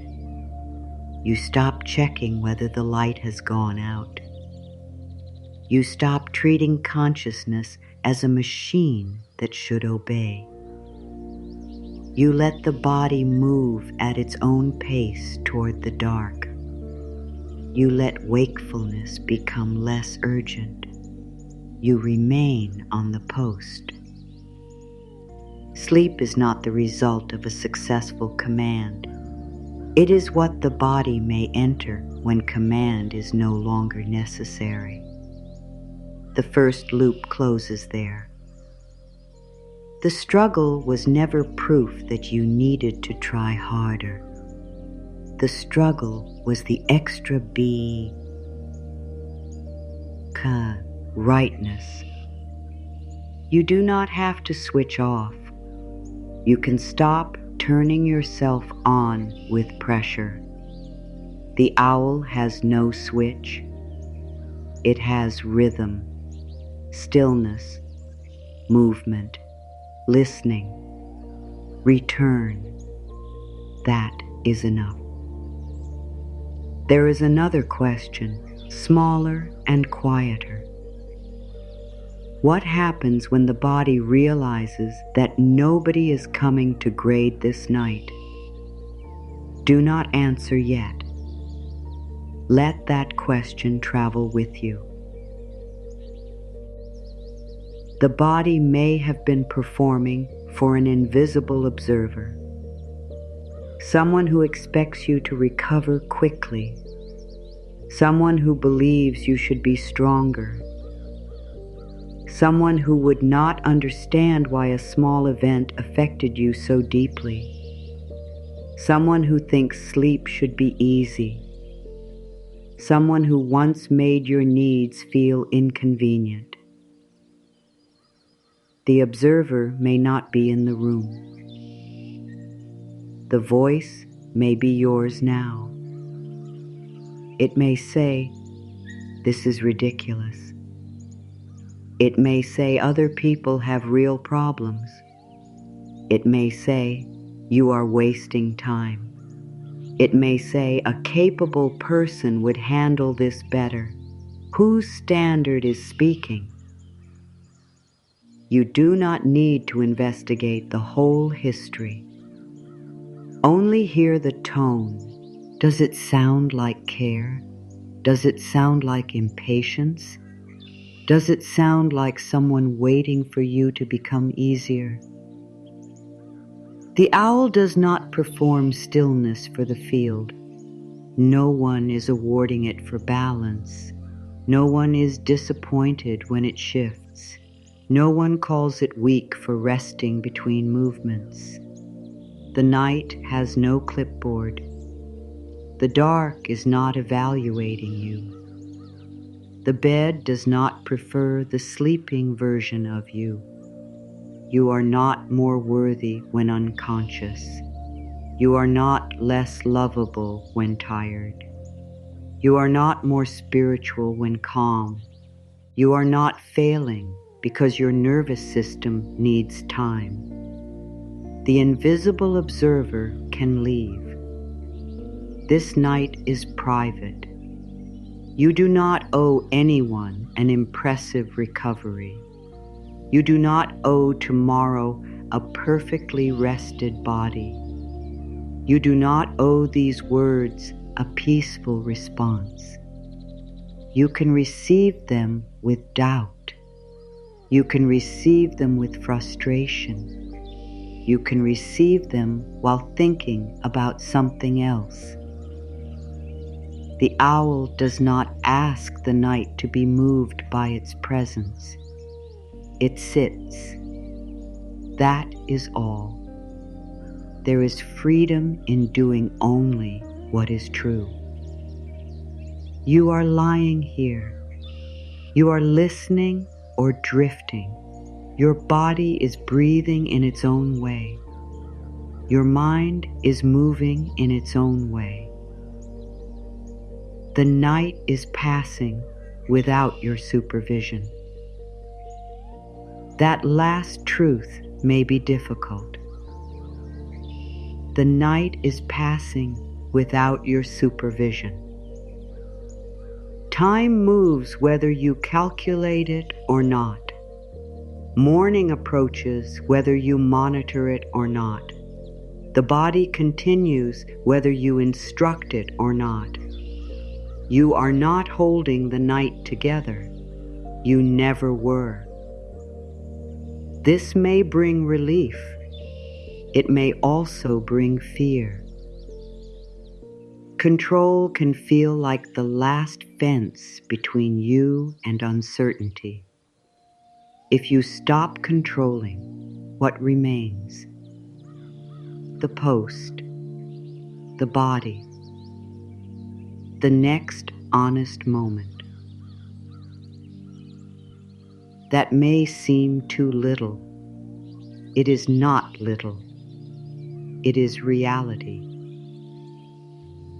Control promises safety through prediction. Presence offers contact with what is actually here. The owl does not predict the entire night. It remains available to the next real thing. You can remain available without remaining tense. Tension and readiness are not the same. Fear and wisdom are not the same. Pressure and responsibility are not the same. Worry and love are not the same. Wakefulness and danger are not the same. Let those pairs separate. You may have held them together for years. They do not have to separate completely tonight. A small distance is enough. Love can exist without worry. Responsibility can exist without pressure. Wisdom can exist without fear. Readiness can exist without tension. Wakefulness can exist without danger. This is the wider kind of seeing. The owl sees the field and the post, the sound and the silence, the movement and the space around movement. Fear narrows, wisdom widens. When your mind says everything is wrong, widen by one truth. Something feels wrong, and I am being held. When the mind says tomorrow is ruined, widen. Tomorrow may be difficult, and it has not begun. When the mind says I cannot handle this, widen. I do not have to handle the whole future now. When the mind says I must sleep, widen. I want sleep, and I can rest before it comes. Widening does not erase pain. It prevents pain from becoming the entire sky. You do not need to force a positive thought into every dark place. You need room around the dark place. The owl is not made of light. It knows how to exist inside darkness without becoming lost in it. You also have this capacity. You have lived through nights you thought would never end. You have carried feelings you could not name. You have survived mornings that arrived after little rest. You have found small forms of care in difficult seasons. You have continued without always understanding how. This does not mean you must continue alone. It means your body contains evidence that one hard hour is not the whole story. The wide night contains more than what fear selects. There is also quiet. There is distance. There is support. There is the possibility of sleep arriving without announcement. There is the possibility of rest deepening before you recognize it. There is the possibility that tomorrow will contain help you cannot see tonight. There is the possibility that a problem will become smaller in daylight. There is the possibility that your own mind will speak differently after it has not been punished for another hour. Do not make these possibilities into promises. Let them remain openings. The owl does not demand that the field produce something beautiful. It accepts that the field is larger than what it can see. That is enough trust for tonight. Not trust that everything will happen as you want. Trust that you do not know everything yet. Fear aims the future is closed. Wisdom leaves one opening. You can leave one opening. Sleep may come. Support may appear. Clarity may grow. A boundary may become easier to name. A difficult feeling may change shape. Your body may learn that this bed is not a battlefield. One opening. No guarantee. Enough. The owl presses no harder into the post. It trusts contact. Your body can also receive contact without earning it. The support beneath you does not increase when you worry more. It is already there. The next breath does not ask whether you deserve it. it arrives. The next pause does not ask whether you have solved enough. It opens. You are being carried by ordinary things. Mattress, pillow, air, darkness, time, the body's own quiet labor. Ordinary support can be sacred without being dramatic. You may have been looking for a great release, a sudden silence, a wave of peace, a moment when the mind finally stops. But healing often enters through what no longer happens. You do not reach for the phone. You do not check the clock. You do not argue with one thought. You do not tighten after noticing wakefulness. You do not accuse the body.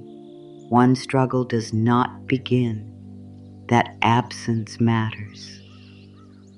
The nervous system learns from what is missing too. No command, no punishment, no emergency. The owl is not being chased. The body does not need to fly. This is where the vow becomes possible.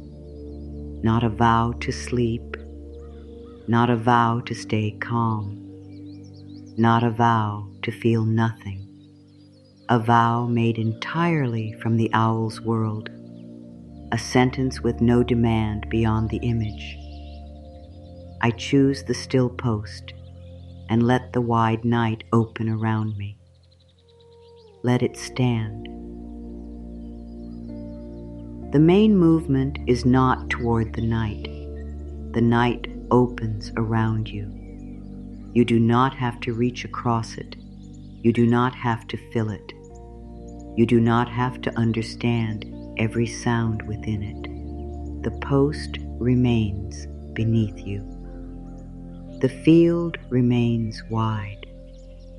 I choose the still post and let the wide night open around me. The word choose does not mean you chose every circumstance that brought you here. You did not choose every loss. You did not choose every nervous system response. You did not choose every interruption, illness, fear, responsibility, or memory. The choice is smaller. You choose not to fly after every thought. You choose not to turn wakefulness into a trial. You choose the place where your body can be held. You choose the width around the fear. You choose the post. The post is not forever. It is for now. A resting place can be temporary and still be real. You may leave it when action is required. You may return when the field is quiet again. You are not promising passivity. You are remembering rhythm, movement, stillness, listening, return. The vow is not spoken to impress the night. It is spoken so your own body can hear you are. On the post. Not inside tomorrow. Not inside the unanswered message.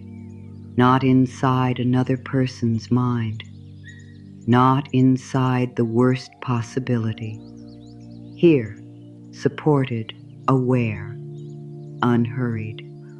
The smaller question is still waiting. What happens when the body realizes that nobody is coming to grade this night? The answer begins quietly. It stops performing sleep. It stops proving calm. It stops checking whether the eyes look peaceful behind closed lids. It stops holding the breath in the shape of a good student. It becomes a body again, not a project, not a problem, not an assignment, a body. tired, alert, held, capable of changing state without being forced. This is the closure of that smaller loop, though its deepest answer will come later through sensation. When no one is grading the night, the body can release in its own order, not your preferred order, its own. The forehead may soften before the jaw. The hands may become heavier while the chest remains guarded. The legs may feel far away while thoughts continue nearby. Sleep may arrive before peace feels complete. Nothing has to happen symmetrically. Nothing has to happen beautifully. The owl does not lower each feather by instruction. Its body settles through relationship with the post, the field, and the hour. Your body will also settle through relationship, with support, with permission, with the absence of threat, with the end of grading. You do not need to create the release. You can make room for its order. The next part of the night belongs less to explanation. The mind has heard enough for now. The body will be invited to receive what the mind cannot reason into existence, not all at once. From the upper face downward, from the places that watch, toward the places that carry. The owl remains near, but it will become quieter. The post will become less of an image and more of a feeling beneath you. The wide night will remain open. No one will ask you to cross it. You may sleep before the journey through the body is complete. Nothing important will be missed. The words do not require your conscious attention to have value. Falling asleep is not leaving early. It is not losing the message. It may be the body taking what it needs before the mind has finished listening. Remaining awake is also acceptable. The path does not close because you can still hear. There is no wrong way to receive rest. For now, return to the first sentence, not as repetition, as recognition. You do not have to force the night. The night is already here. You can rest awake. The post is already beneath you. Sleep can find you. You do not need to search the field for it. The owl lowers its head by the smallest degree. Nothing in the field demands pursuit. Nothing in the sky demands an answer. The wide night opens a road, and the still post, and your body begins to understand that it can release one place at a time. Begin where the body has been watching, at the forehead. You do not need to smooth it. You do not need to make the skin feel different. Only become aware of the place where thought often gathers its shape. The forehead may be holding an invisible expression, concern, concentration, effort, a question that has remained lifted for too long. The muscles may be preparing to solve something even while the room asks nothing of you. Let the owl remain on the post. Its face is still, not because it has removed awareness, but because awareness no longer needs to be carried as strain. Your forehead does not need to carry the whole field. It does not need to hold tomorrow in place. It does not need to keep the night from becoming too large. The surface beneath you is already doing the holding. Feel the faintest sense of width across the brow, from one side to the other. Not an instruction to relax, only width. The forehead can be wide. The thought can move. The skin can rest where it is. If a crease remains, let it remain without criticism. A body does not release because it has been inspected. It releases when inspection ends. You do not have to stand over this part of yourself. You can leave the forehead unguarded for one breath, then another if another comes. No effort is required. No progress needs to be felt. The owl does not measure the softness of its face. It sits inside the hour. Let the forehead belong to the hour too. My forehead no longer has to hold the night together. Now let awareness move toward the eyes. The eyes may be closed or they may open for a moment. Either way, they have spent the day receiving more than you could process. Faces, screens, movement, expressions, news, tasks, words, signals from people you love, signals from people you do not understand. The eyes take in what the mind later tries to interpret. At night, even closed eyes can keep looking. They look backward. They look ahead. They recreate rooms. They search memory. They imagine the clock. They watch scenes that are no longer happening. You do not need to stop the pictures. Let them become less important. Images can pass behind the eyelids like distant movement beyond the fence. The owl sees without chasing. Your eyes can rest without becoming blind to what mattered. They do not need to keep the memory visible so you will remember it tomorrow.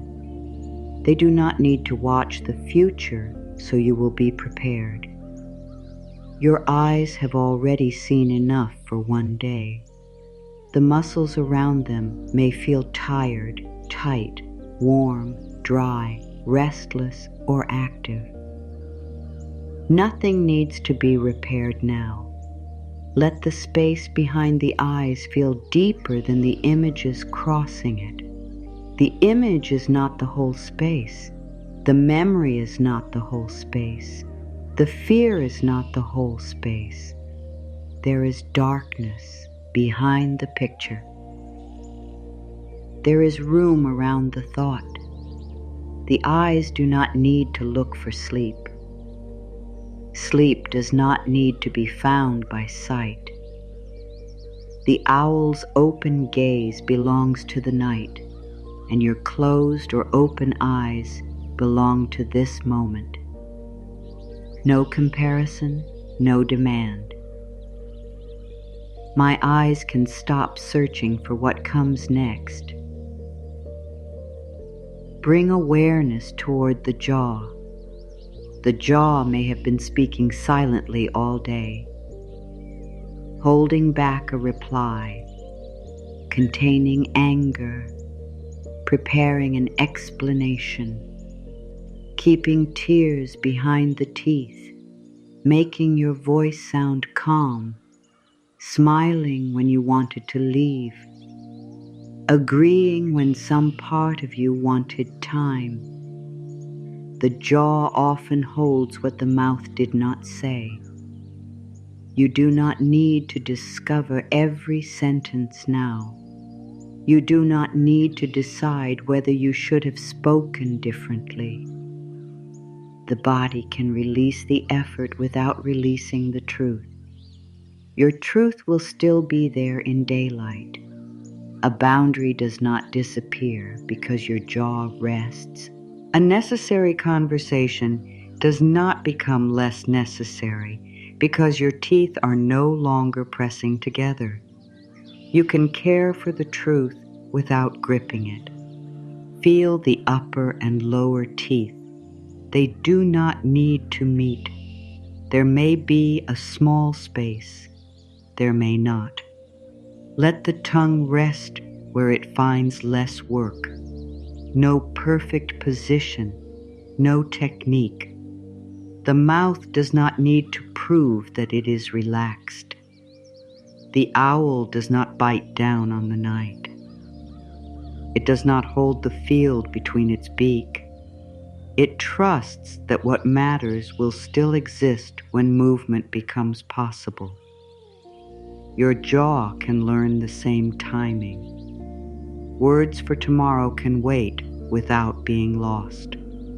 Words from yesterday can stop repeating without being denied. The mouth can become quiet before the mind does. My jaw releases the words that do not need to be spoken tonight.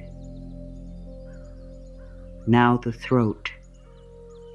The narrow passage where breath, voice, tears, swallowing, fear, and truth often meet. The throat may feel open. It may feel tight. It may feel as though something is waiting there. Do not force it downward. Do not ask it to open. The throat has protected you in many ways. It has stopped words when speaking did not feel safe. It has tightened around tears when there was no private place to cry. It has carried apologies you did not owe. It has swallowed answers because conflict felt too costly. It has held the sound of needing someone. No wonder it may remain alert. Speak to it without asking for anything. You do not have to explain yourself now. You do not have to make your pain understandable. You do not have to prepare a calm version of what happened. The throat can be a passage again, not a storage place. Breath can move through in whatever way it moves. A swallow may come. Let it come. A sigh may come. Let it pass without turning it into evidence too, that the process is working. The owl makes no speech to the dark field. Its silence is not suppression. Its silence is complete because nothing needs to be said in that moment. Your silence can also be complete for now. Not permanent, not imposed, chosen by the hour. The truth remains yours even when you are not speaking it. My throat no longer has to carry every unsaid truth at once. Move toward the shoulders. The places where duty often takes physical form. The shoulders may be close to the ears. They may already feel heavy. They may be uneven. One may hold more than the other. Do not correct them. Feel the shape of what they have carried.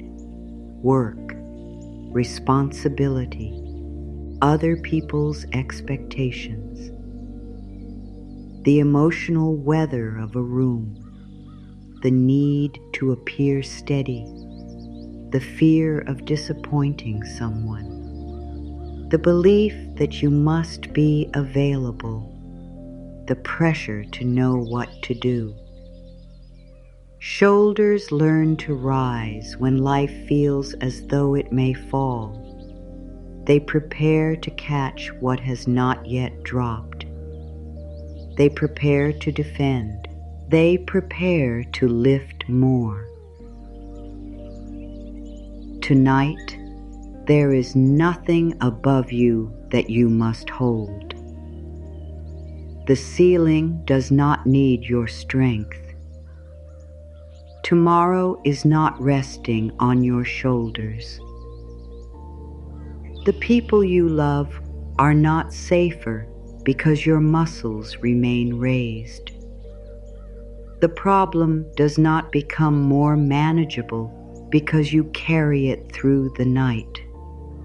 The owl's wings are folded. They are not useless because they are folded. They are being preserved. Your strength is not disappearing when the shoulders stop working. Strength can rest. Strength can remain available without remaining contracted. Let the shoulders be as heavy as they are. Heavy does not mean wrong. Heavy can mean the body has stopped pretending that the burden weighs nothing. The bed can receive what the shoulders have been holding. You do not need to lower them deliberately, only stop lifting them again. My shoulders give back the weight that does not belong to this hour. Now the chest. The place that may feel guarded, compressed, hollow, tender, full, or difficult to name. You do not need to take a deep breath. Let the breath be ordinary.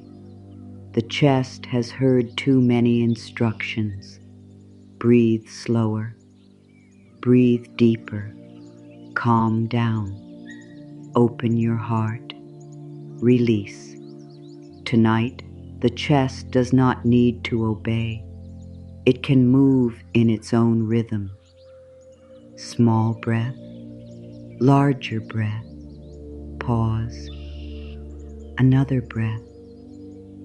Nothing is being graded. The heart continues without your command. The lungs continue without a perfect pattern. The body already knows how to remain alive inside the night. There may be sadness in the chest. There may be a name. There may be no name at all. You may feel pressure that comes from fear. You may feel emptiness that comes from missing someone. You may feel the ache of wanting reassurance you cannot receive right now. Do not turn the chest into a question. Stay near it without demanding an answer. The owl's body is small against the width of the field, yet it does not believe the field will crush it. Your chest can contain one feeling without containing the whole future. The feeling may be strong. It is still one feeling. The heart may hurt. It is still moving. You do not have to open every locked place tonight. A guarded chest is not an unloving chest. It may be a heart that has worked hard to survive. Let protection soften only as much as it chooses. No forced openness, no spiritual performance, only room around what is there. My chest can feel what it feels without carrying the whole future. Bring awareness toward the hands that held, carried, typed, cleaned, cooked, reached, fixed, touched, pushed away, opened doors, answered messages, and completed one more thing. The hands may still be prepared for action. Fingers curled, palms tense. One hand near the phone, one hand beneath the pillow. Feel their position without changing it unless movement feels natural. Hands remember urgency. They remember the objects connected to responsibility. Keys, screens, tools, papers, bags, cups, another person's hand. They may keep working after the work has ended. The fingers rehearse action. The palms wait to receive the next task. The owl's feet hold the post, but they are not squeezing the entire fence. Contact is enough. Your hands can learn contact without effort. The sheet beneath the fingers, the warmth inside the palms, the air touching the back of the hands. No task is arriving through that contact. The phone does not need to be checked. The message does not need to be answered. The future does not need to be held. You may have used your hands to care for everyone else. Let them be empty. Empty does not mean useless. Empty hands can rest. Empty hands can receive. Empty hands can belong to you again. If the fingers open, let them. If they stay curled, do not interfere. The release may begin as the absence of another command. My hands are free from every task that can wait for daylight. Now the stomach, a place where uncertainty often becomes sensation. Tightness, fluttering, heaviness, hollowness, heat, a knot that seems to listen to every thought. The stomach reacts before language arrives.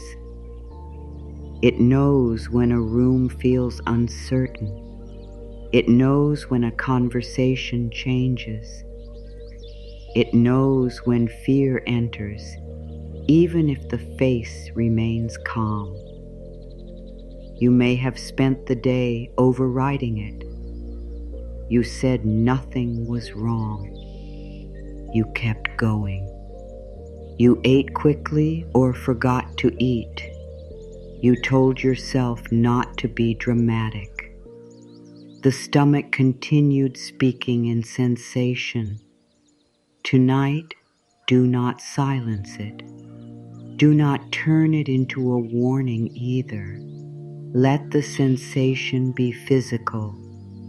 Tightness is tightness. Fluttering is fluttering. A knot is a knot. The mind does not need to build a prophecy around it. The owl hears movement in the field, but does not decide that every movement means attack. Your stomach can feel movement without becoming a forecast. Place no demand on it. You do not need to breathe into it perfectly. You do not need to soften it with effort. Let the abdomen rise or remain still. Let it be protected by the bed, the blanket, the night. This part of the body may have carried fear for a long time. Fear does not need to leave all at once. It can become less alone. You are here with it, not analyzing, not correcting, not abandoning. Only staying close enough for the body to sense that the sensation has company. My stomach is released from predicting what has not happened. Move awareness toward the back. The back has carried what you could not always see. It has supported you while your attention faced forward.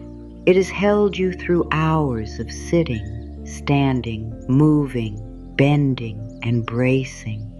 The back may ache. It may feel rigid. It may feel tired in places you rarely visit with awareness. You do not need to straighten it. The bed is beneath the whole length that touches it. Feel the back being met, not held up by your effort. Met. The owl does not hold the post beneath itself. The post does the holding. Your back does not have to keep you from falling now.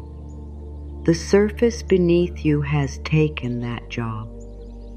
Let one section of the back know this. Upper back, middle back, lower back. No need to travel in order.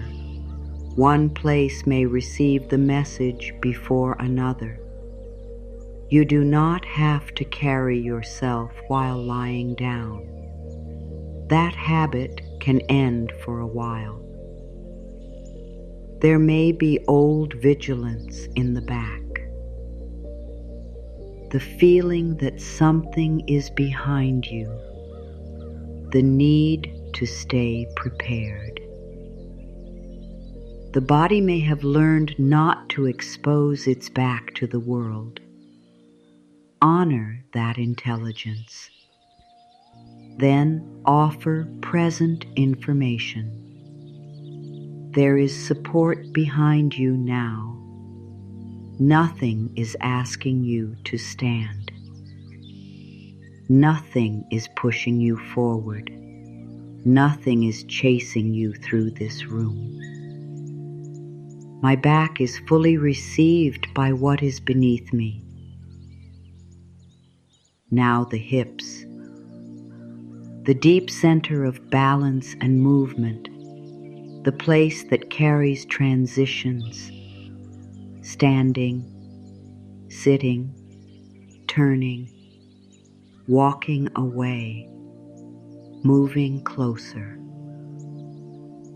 The hips may hold the effort of remaining ready to rise.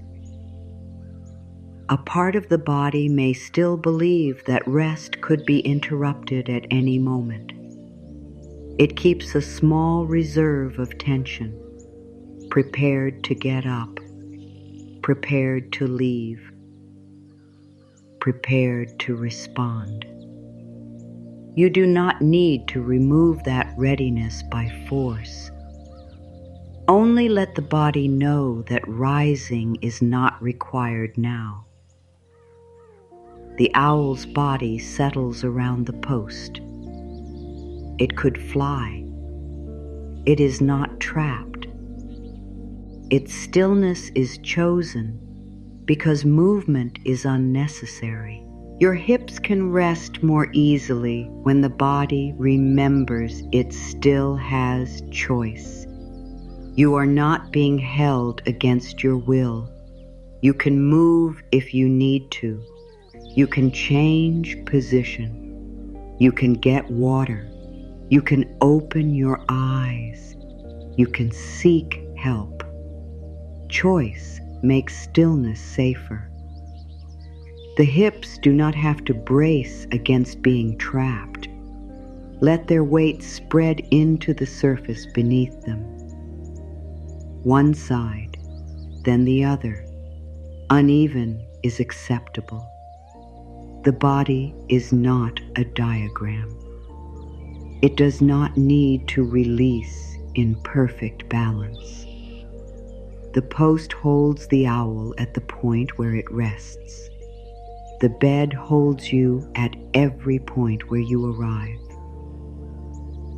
My hips no longer need to prepare for sudden movement. Now the legs, the thighs, the knees, the calves, the long pathways that have carried you through the day. They have taken you toward responsibilities, away from discomfort, upstairs, across rooms, into places where you had to be strong, out of places where you could no longer remain. The legs know action. They may still hold the memory of movement.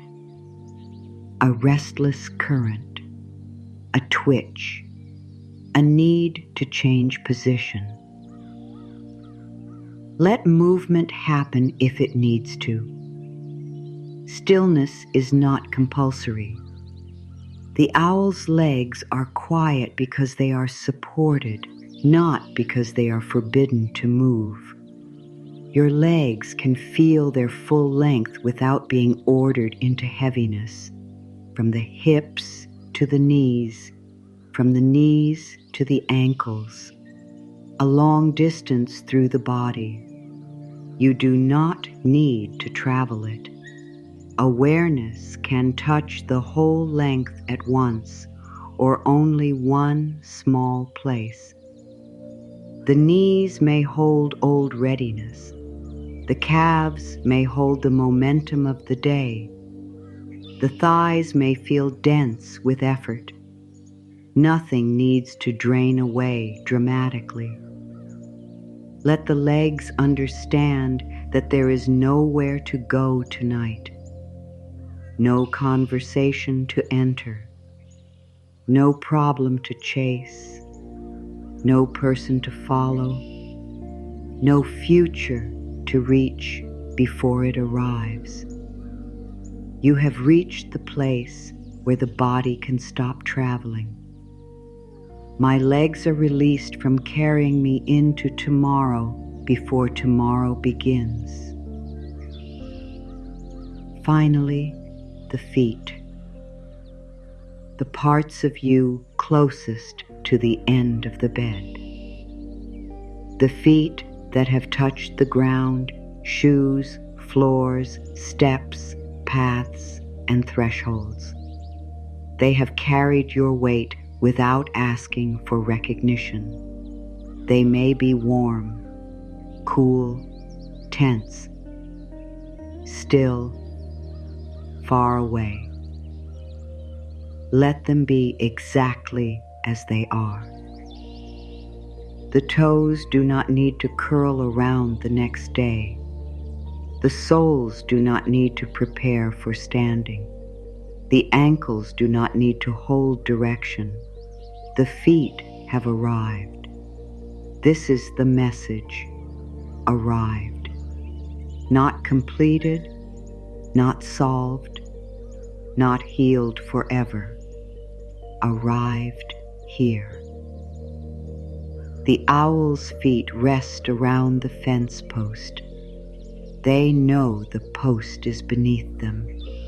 Your feet can sense the absence of ground beneath their soles and still know they are supported by the bed. There is nowhere lower to go in this scan. No deeper poi.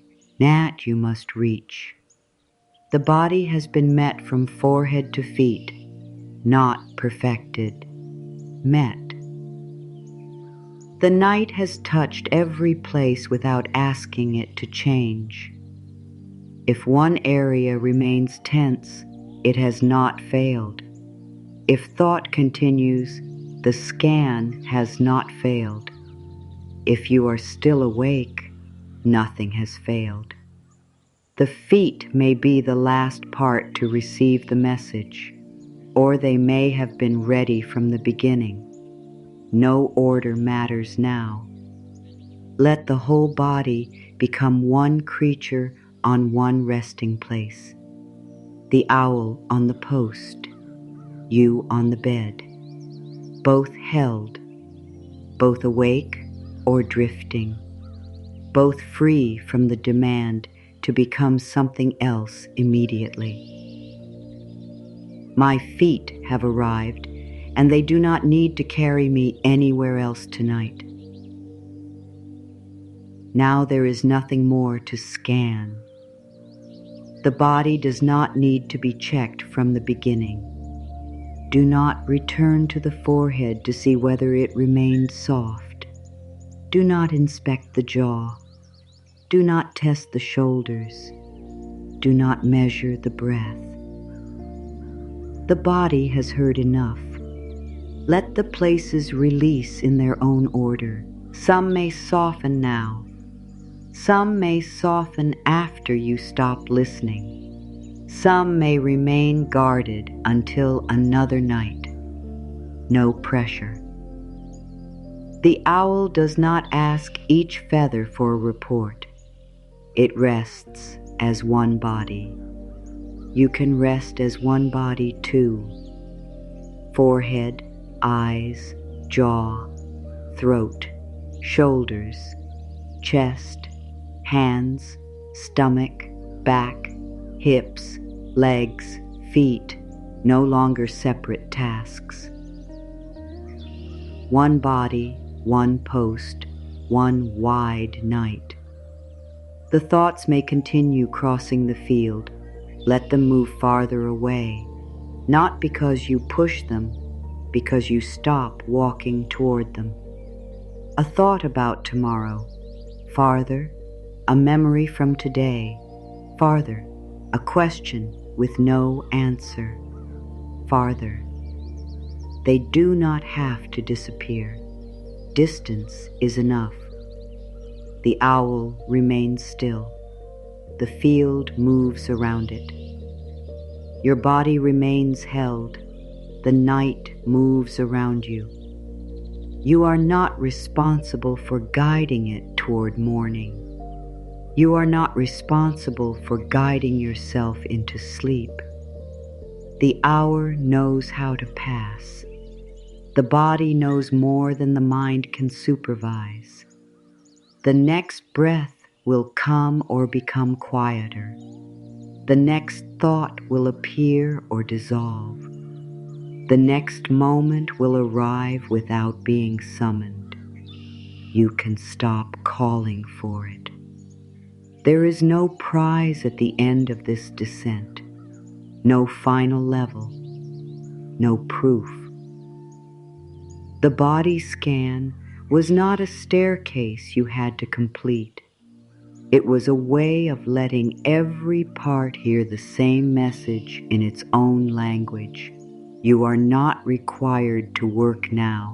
You are not required to watch now. You are not required to carry now. The post holds. The field widens. The owl's feathers settle without instruction. Your body may follow in its own way. Not all at once, not visibly, not for anyone else to see. The body can release beyond your awareness. It can continue after words fade. You may lose the thread. You may miss a sentence. You may wake later and remember not. Nothing is lost. Rest does not depend on memory. Sleep does not require your permission at the final moment. It can arrive while one thought is unfinished. It can arrive while the jaw is not completely loose. It can arrive while some part of you is still listening. The body does not wait for perfection. It waits for enough. Enough support. Enough permission. Enough reduction of alarm. Enough space around the thought. Enough trust in the post. You have offered enough for now. The owl lowers its head once more. The field remains wide. The night remains unhurried. The body has nowhere else to go. The body has heard enough explanation. Now the words can become smaller. They do not need to teach. They do not need to persuade. They can fall one at a time into the wide space around you. Some will touch a place that is ready. Some will pass beyond attention. Some may be the last thing you hear before sleep arrives. Nothing needs to be remembered. The owl remains on the post. The field remains open. The night is not asking for a performance. Let each line be received without effort. I do not have to force the night. I can rest awake until sleep finds me. I can be awake without being afraid of being awake. My body is not failing me. My mind is not my enemy. I am not late for sleep. I am not wasting this hour. The night is passing without my supervision. Morning does not need my help to arrive. I release the need to measure every minute. I release the need to predict tomorrow's tiredness. I release the need to solve what belongs to daylight. The post is beneath me. The wide night is around me. I am held while I wait. I am held even when I do not feel calm. I am held even when thoughts continue. I am held even when sleep takes time. I can rest before sleep.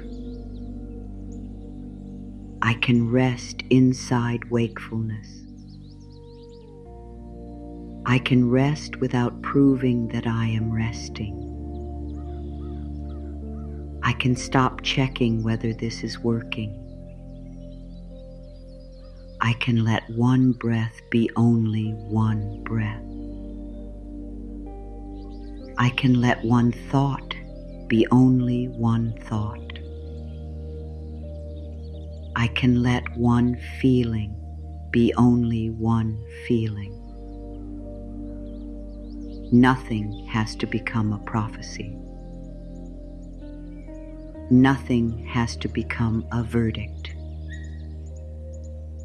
Nothing has to become the whole night. A sound is only a sound until action is truly needed. 2-point arrows. A thought is only a thought until action is truly possible. A feeling is allowed to move without becoming my future. I do not have to fly after every movement in the field. I can remain on the post. I can listen without pursuing. I can care without circling. I can prepare without rehearsing all night.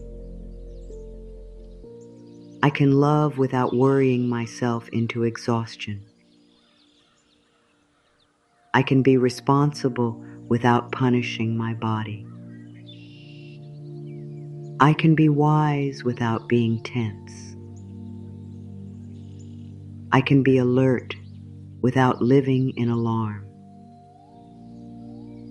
I can be soft without giving up my boundaries. I can rest and still protect myself. I can seek support and still trust myself. I can ask for help without calling myself helpless. I can leave what harms me. I can choose what supports me. Call. My peace includes my safety.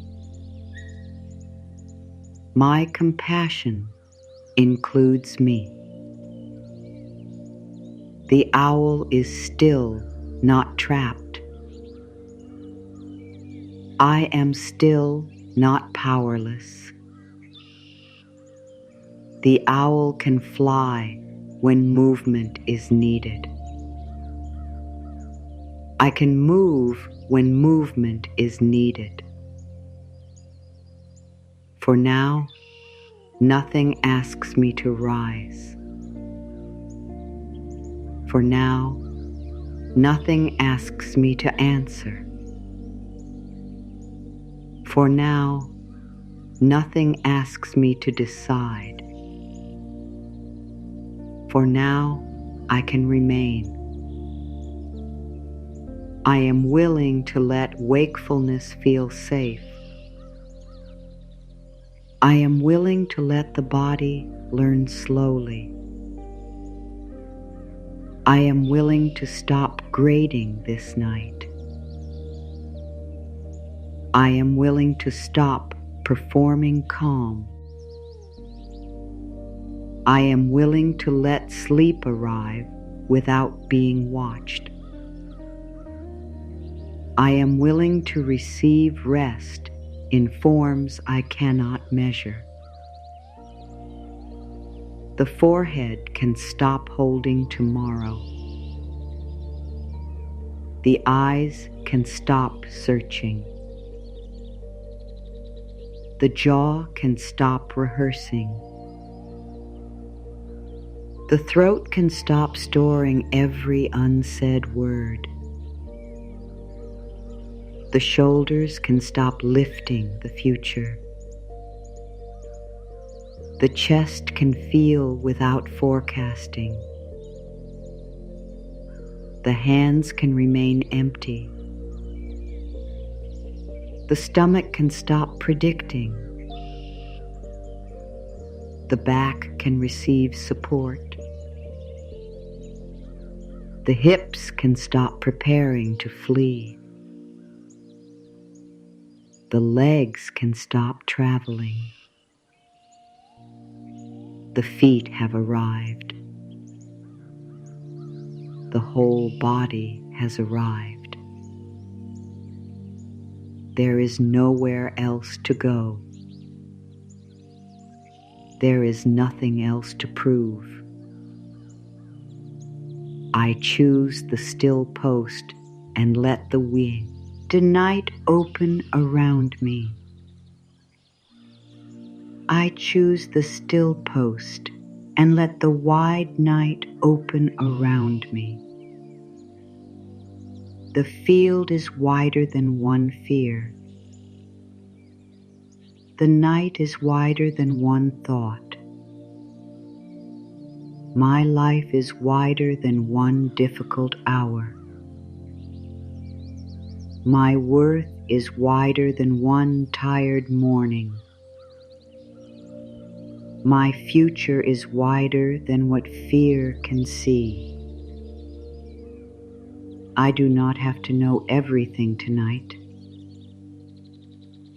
I do not have to understand every feeling tonight. I do not have to forgive before I am ready. I do not have to make pain meaningful before dawn. I do not have to turn grief into a lesson. I do not have to make uncertainty beautiful. I only need to stop making this moment cruel.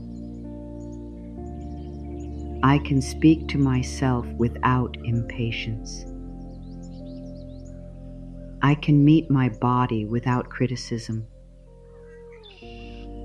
I can let the watchful part sit down. Its shift can end. Its work can pause. The gate is not opening. No emergency has entered. No one is calling my name. No one is grading the night. The dark has no clipboard. The bed does not prefer the sleeping version of me. I am worthy while awake. I am worthy while tired. I am worthy while uncertain. I am worthy without a peaceful performance. I do not need to become easier to deserve comfort. I do not need to become silent to deserve support. I do not need to become weightless to be held. The post can carry weight.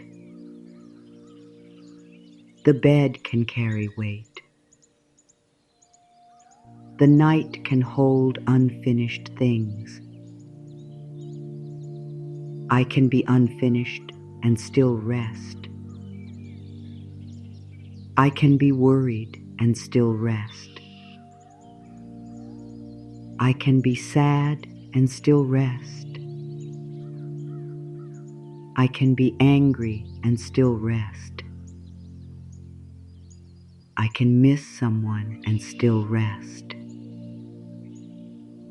I can need an answer and still rest. I can wish the hour were different and still rest. Rest does not require approval of the night. Rest does not require perfect acceptance. Rest begins when the argument grows quiet. The argument can grow quiet before the mind does. The mind may speak. I do not have to follow. The memory may return. I do not have to enter. The future may appear.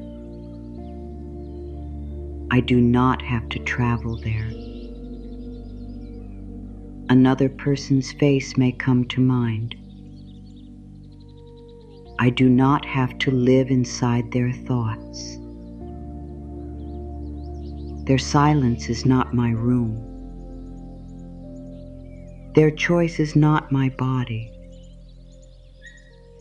Their mood is not my post. My attention can come home. My attention can gather without tightening. My energy can remain with me. My wings can stay folded. Folded strength is still strength. Rested courage is still courage.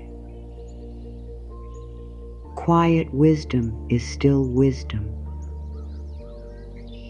I am not losing power by pausing. I am preserving what tomorrow may need. I give tomorrow back to tomorrow.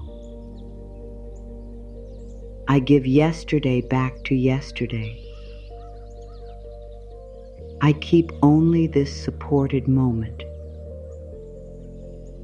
This breath belongs to now. This bed belongs to now. This body belongs to now. This night is not every night. This feeling is not every feeling. This thought is not every truth. This hour is not my identity. Awake is not a verdict. Tired is not a failure. Uncertain is not unsafe by itself. Still is not stuck. Soft is not weak. Waiting is not wasting. Resting is not quitting. I can wait without making waiting cruel. I can pause without falling behind. I can stop chasing what cannot be resolved now. I can leave one opening for what I do not know. Sleep may come quietly. Clarity may come later. Support may appear in daylight. The problem may change shape. My body may learn a new response.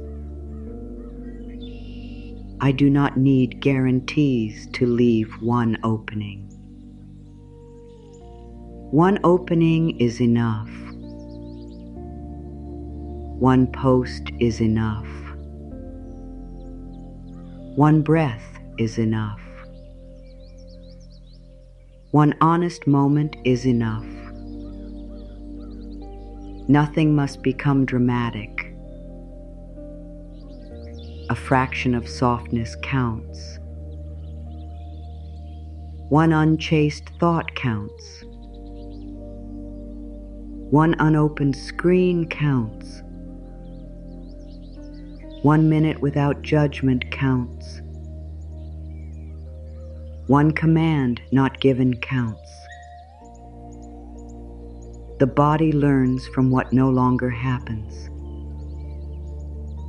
No punishment. I'm 2-point use. No pressure. No emergency. No pursuit. The owl remains. The post holds. The field widens. The dark does not press. The hour passes. The body knows. Sleep can arrive in an unfinished sentence. Sleep can arrive beside a remaining thought. Sleep can arrive before I feel completely calm. Sleep does not need perfection. I do not need to notice the moment it comes. I do not need to welcome it correctly. I do not need to remember these words. I do not need to reach the ending. Nothing is missed when I drift. Nothing is lost when attention fades. The body can continue without the mind listening. The night can continue without the mind watching. I can disappear from the story of the hour. I can become less involved. I can let the words grow distant. I can let the field grow wide. I can let the post become only support. I can let the owl become only stillness. I can let stillness become sleep, or not yet. Not yet is safe enough. Not yet is not never. Not yet is only now. Now is small. Now is held. Now can pass. The body can choose its time. The body can choose its order. The body can release beyond awareness. The body can rest without permission from thought. I trust the deeper rhythm a little more. I supervise a little less. I soften the demand. I loosen the clock. I leave the future unopened. I let the field be dark. I let the owl be awake. I let myself be human. Human and tired. Human and watchful. Human and worthy. Human and held. Choose one word now, only one. Not a sentence, not a promise. A word that feels close enough to receive tonight. Safe. Still, unhurried. Choose the one that asks the least effort from you. You may choose safe. Not safe forever. Safe enough for this breath. Safe enough to remain on the post. Safe enough to stop searching the field. Safe enough to let the shoulders forget tomorrow for a moment. Safe enough to let the hands stay empty. Safe enough to let the eyes stop looking for proof. Safe. You may choose still, not frozen, not trapped, still like folded wings, still like a body that knows it can move but does not need to move now. Still like an owl that hears the field and does not chase every sound.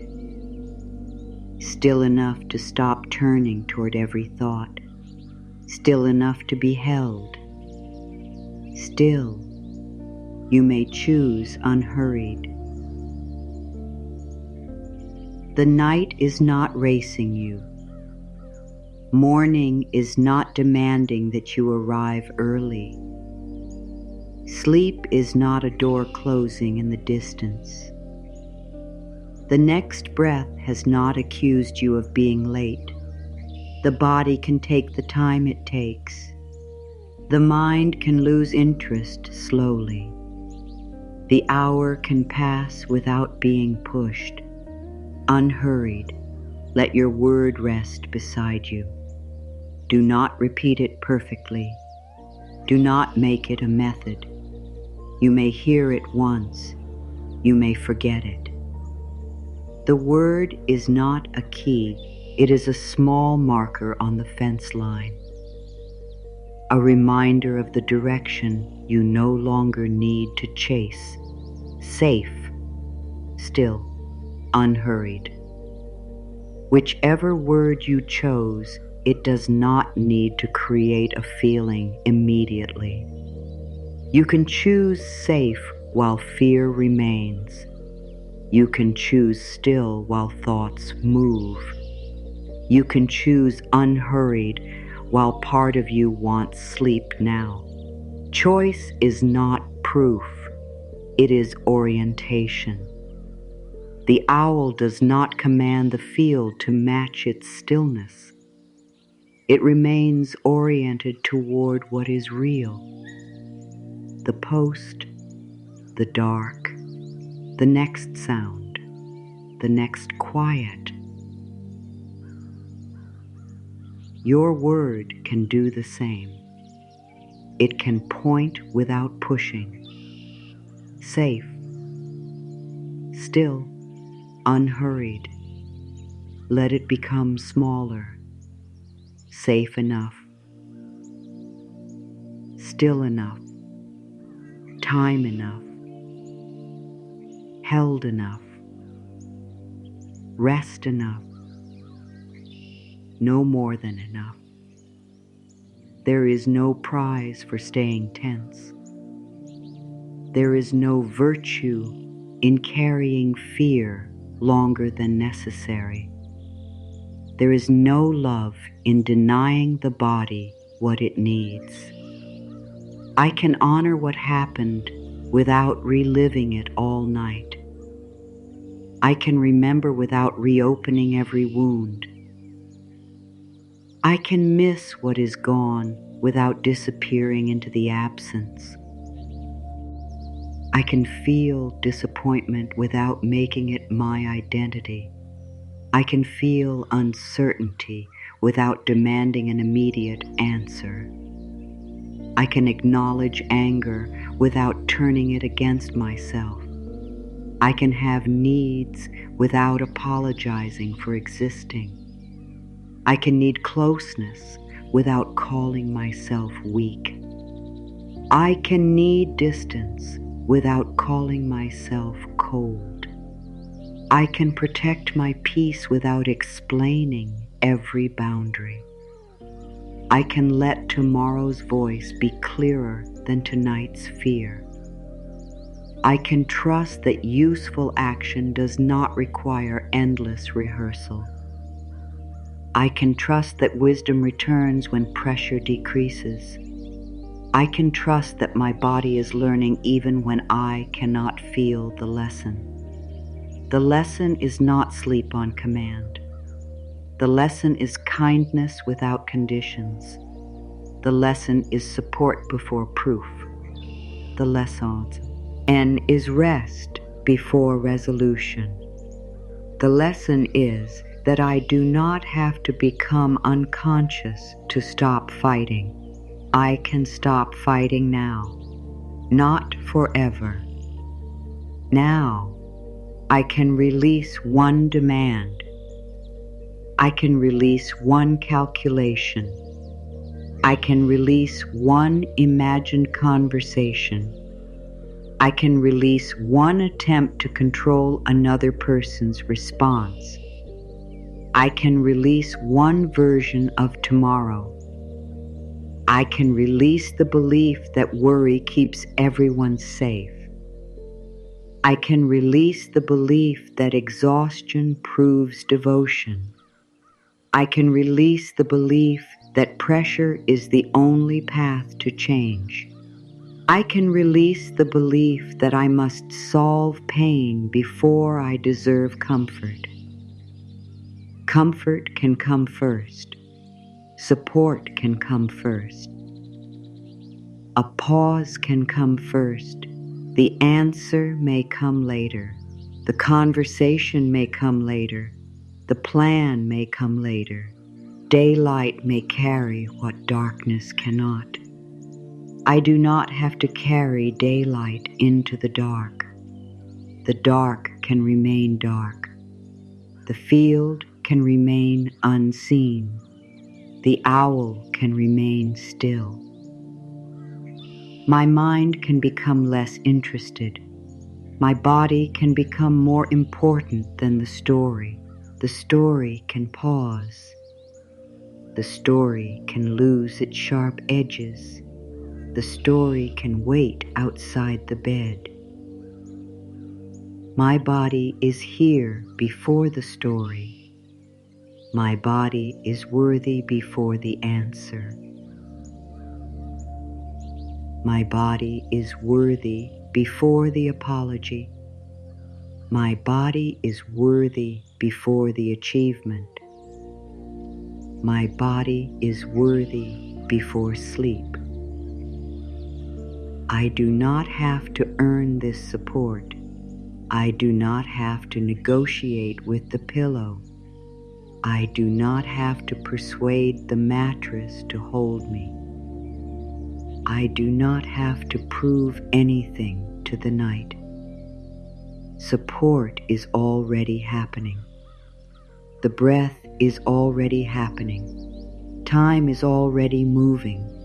The earth is already turning beyond my attention. Morning is already on its way without being watched. The body can join what is already happening. Less control, less effort, less pursuit, more space, more contact, more permission. The owl does not fear the space around it. I can let space exist around me. Space around the chest. Space around the throat. Space around the thought. Space around the fear. Space around the unanswered question. Space around the person I cannot control. Space around the future I cannot see. I do not have to fill every space with prediction. Empty space can be neutral. Silence can be neutral. Waiting can be neutral. Wakefulness can become neutral. Neutral is enough. I do not need joy at 3 a.m. I do not need inspiration. I do not need a breakthrough. I need less war. I need less judgment. I need less demand. The absence of pressure is a form of care. The absence of criticism is a form of safety. The absence of pursuit is a form of rest. I can receive that rest now. The field is not closing around me. The dark is not swallowing me. The post remains clear beneath the owl. The bed remains clear beneath my body. Support has not disappeared because my eyes are open. Care has not disappeared because I feel alone. Possibility has not disappeared because I cannot see it. The future has not been decided by this hour. Tomorrow has not been ruined by wakefulness. I can meet tomorrow when it arrives. I can move more slowly if needed. I can ask for understanding. I can change a plan. I can receive practical care. I can speak honestly about what I need. I can treat tiredness as information, not shame. I can meet one day without predicting the whole week. I can meet 1 hour without predicting the whole life. I can meet this moment without demanding the next. The post is enough for this moment. My body is enough for this moment. This breath is enough for this moment. Even doubt is allowed. Doubt does not break the post. Restlessness does not break the post. A returning thought does not break the post. An uncomfortable sensation does not break the post. The support beneath me remains. The wide night remains. I remain worthy. I remain human. I remain held. The owl does not need the field to become empty. I do not need the mind to become empty. The owl does not need the dark to become daylight. I do not need this hour to become morning. The owl does not need to understand every movement. I do not need to understand every thought. The owl does not need to prove its stillness. I do not need to prove my rest. I can receive without showing evidence. I can soften without checking. I can drift without announcing it. I can sleep without finishing. The final word is not a finish line. The closing is not something I must reach. There is nothing waiting at the end that I have not already received. Permission is here. Support is here. The post is here. The wide night is here. I can stop looking for the moment when enough becomes true. Enough is already true. Enough is kinder than perfect. Perfect keeps the guard awake. Enough lets the guard place its weight down. The watchful part may still look toward the field. Do not pull it away. Let it look from the post. Let it see that nothing requires flight. Let it hear the ordinary night. Let it learn by remaining. This is how fear changes. Not always through a great realization, through a moment that does not become what it expected. A silence that stays silent. A thought that is not obeyed. A feeling that rises and passes. A body that remains supported. A night that does not need to be won. The watchful part expected another command. None came. It expected criticism. None came. It expected you to force sleep. You stopped.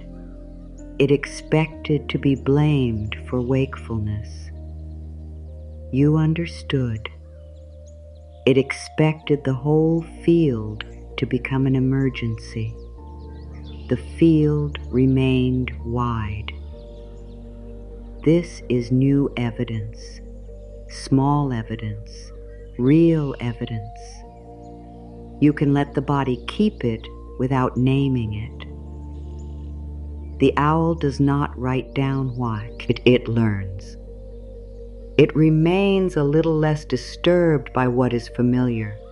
Your body can become less disturbed by wakefulness, not because wakefulness becomes desirable, because wakefulness stops meaning that something is terribly wrong.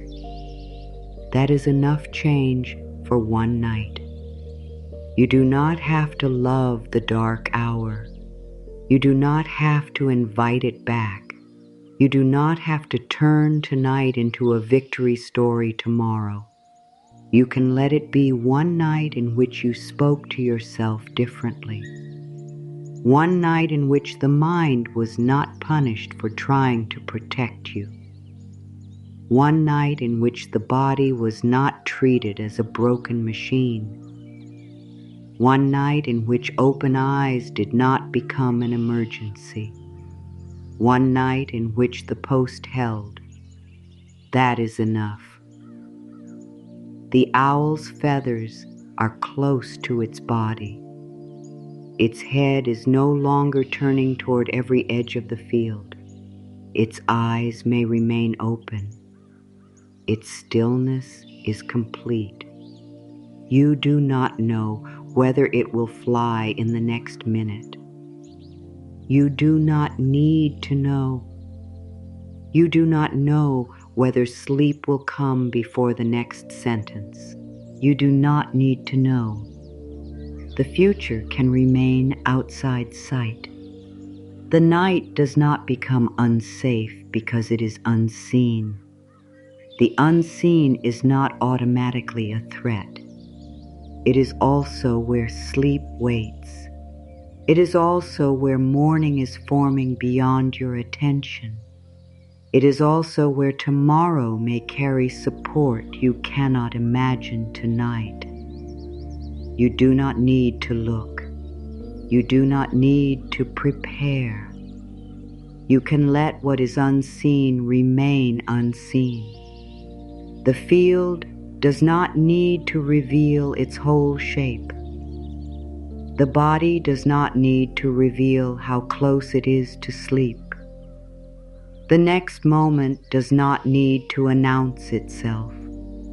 Let mystery be neutral, not danger, not promise, only what has not arrived. The owl does not rush into what has not arrived. It stays with the post. Stay is not a command here. It is an image. You may already be drifting away from it. The fence line may be fading.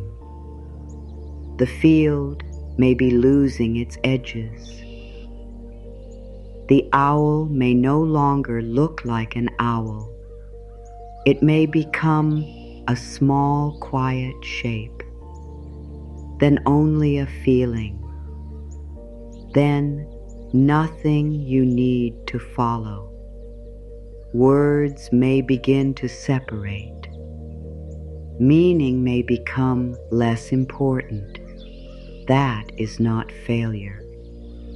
It is permission taking effect. You do not need to carry the message into sleep. You can leave it here. The night can hold it. The body can receive without remembering. Sleep in the middle. Sleep before the final words. Sleep while the mind is still deciding whether to trust. Nothing is missed. Every essential truth has already been given. You did not have to force the night. You were permitted to rest awake. You were permitted to stop trying. You were permitted to let sleep find its own way. The remaining words are only a softer edge, a dimmer distance, a field no longer needing to be seen. The owl is still. The post is firm. The dark is wide. You are held. No task, no test, no clock, no charts, no proof, no failure, no emergency, only night, only support, only breath, safe enough, still enough, unhurried. The thoughts can thin, the words can thin, the field can blur. The body can sink without effort. The jaw can forget the sentence it was holding. The hands can forget what they were meant to do. The legs can forget tomorrow's path. The eyes can forget to search. The mind can forget to check. Nothing is lost in forgetting. Forgetting is not neglect. It is the night releasing its hold on detail. You may hear one last worry. Let it cross. You may feel one last tightening. Let the bed receive it. You may think, I am still awake. Answer with no alarm. Awake. Held. Safe enough. Then no more answer. The thought does not need conversation. The night does not need commentary. The owl does not need praise. The body does not need instructions. The post holds without speaking. Let support become silent. Let silence become wide. Let width become rest. Let rest become whatever comes next. You are not being left alone inside the dark. You are being returned to yourself without pressure. You are being returned to the body. You are being returned to the place beneath you. You are being returned to one moment instead of every moment. all is well. Not because every problem is solved, not because every relationship is healed, not because tomorrow is guaranteed to be easy. All is well because you do not have to solve the whole life from this bed. All is well because help can exist beyond this hour. All is well because boundaries can be made in daylight. All is well because the body is permitted to ask for care. All is well because one tired night cannot remove your worth. All is well because wakefulness is not a moral failure. All is well because you have stopped turning against yourself. That is enough wellness for now. Small, honest, near. The title's promise was never that you could command yourself to switch off. The promise was that there was another way. Stop trying to force the dark. Stop watching for the exact moment sleep begins. Stop making wakefulness prove that something is wrong. Do this instead. Choose the post. Let the field remain wide. Rest while awake. Let sleep come without pursuit. Your one word can fade now. Safe, still, unhurried. One word, then none. The owl's eyes reflect the last distant light. Its body remains unafraid of the hour. The field asks for no explanation. The fence line goes on beyond sight. Nothing needs to be followed. Nothing needs to be completed. Nothing needs to be carried into morning. You have done enough. You have heard enough. You have held enough. The post holds now. The night carries the rest. The owl is awake. The owl is at peace. You may be awake. You may be at rest. Sleep may find you here. No chasing, no measuring, no command. Only the wide night. Only the still post. Only this supported body. The field is quiet enough. The hour is kind enough. You are safe enough. You are still enough. There is time enough. Let the edges soften. Let the words disappear. Let the owl remain without being watched. Let the post hold without being named. Let the night continue without your supervision. The wide night asks nothing more from you.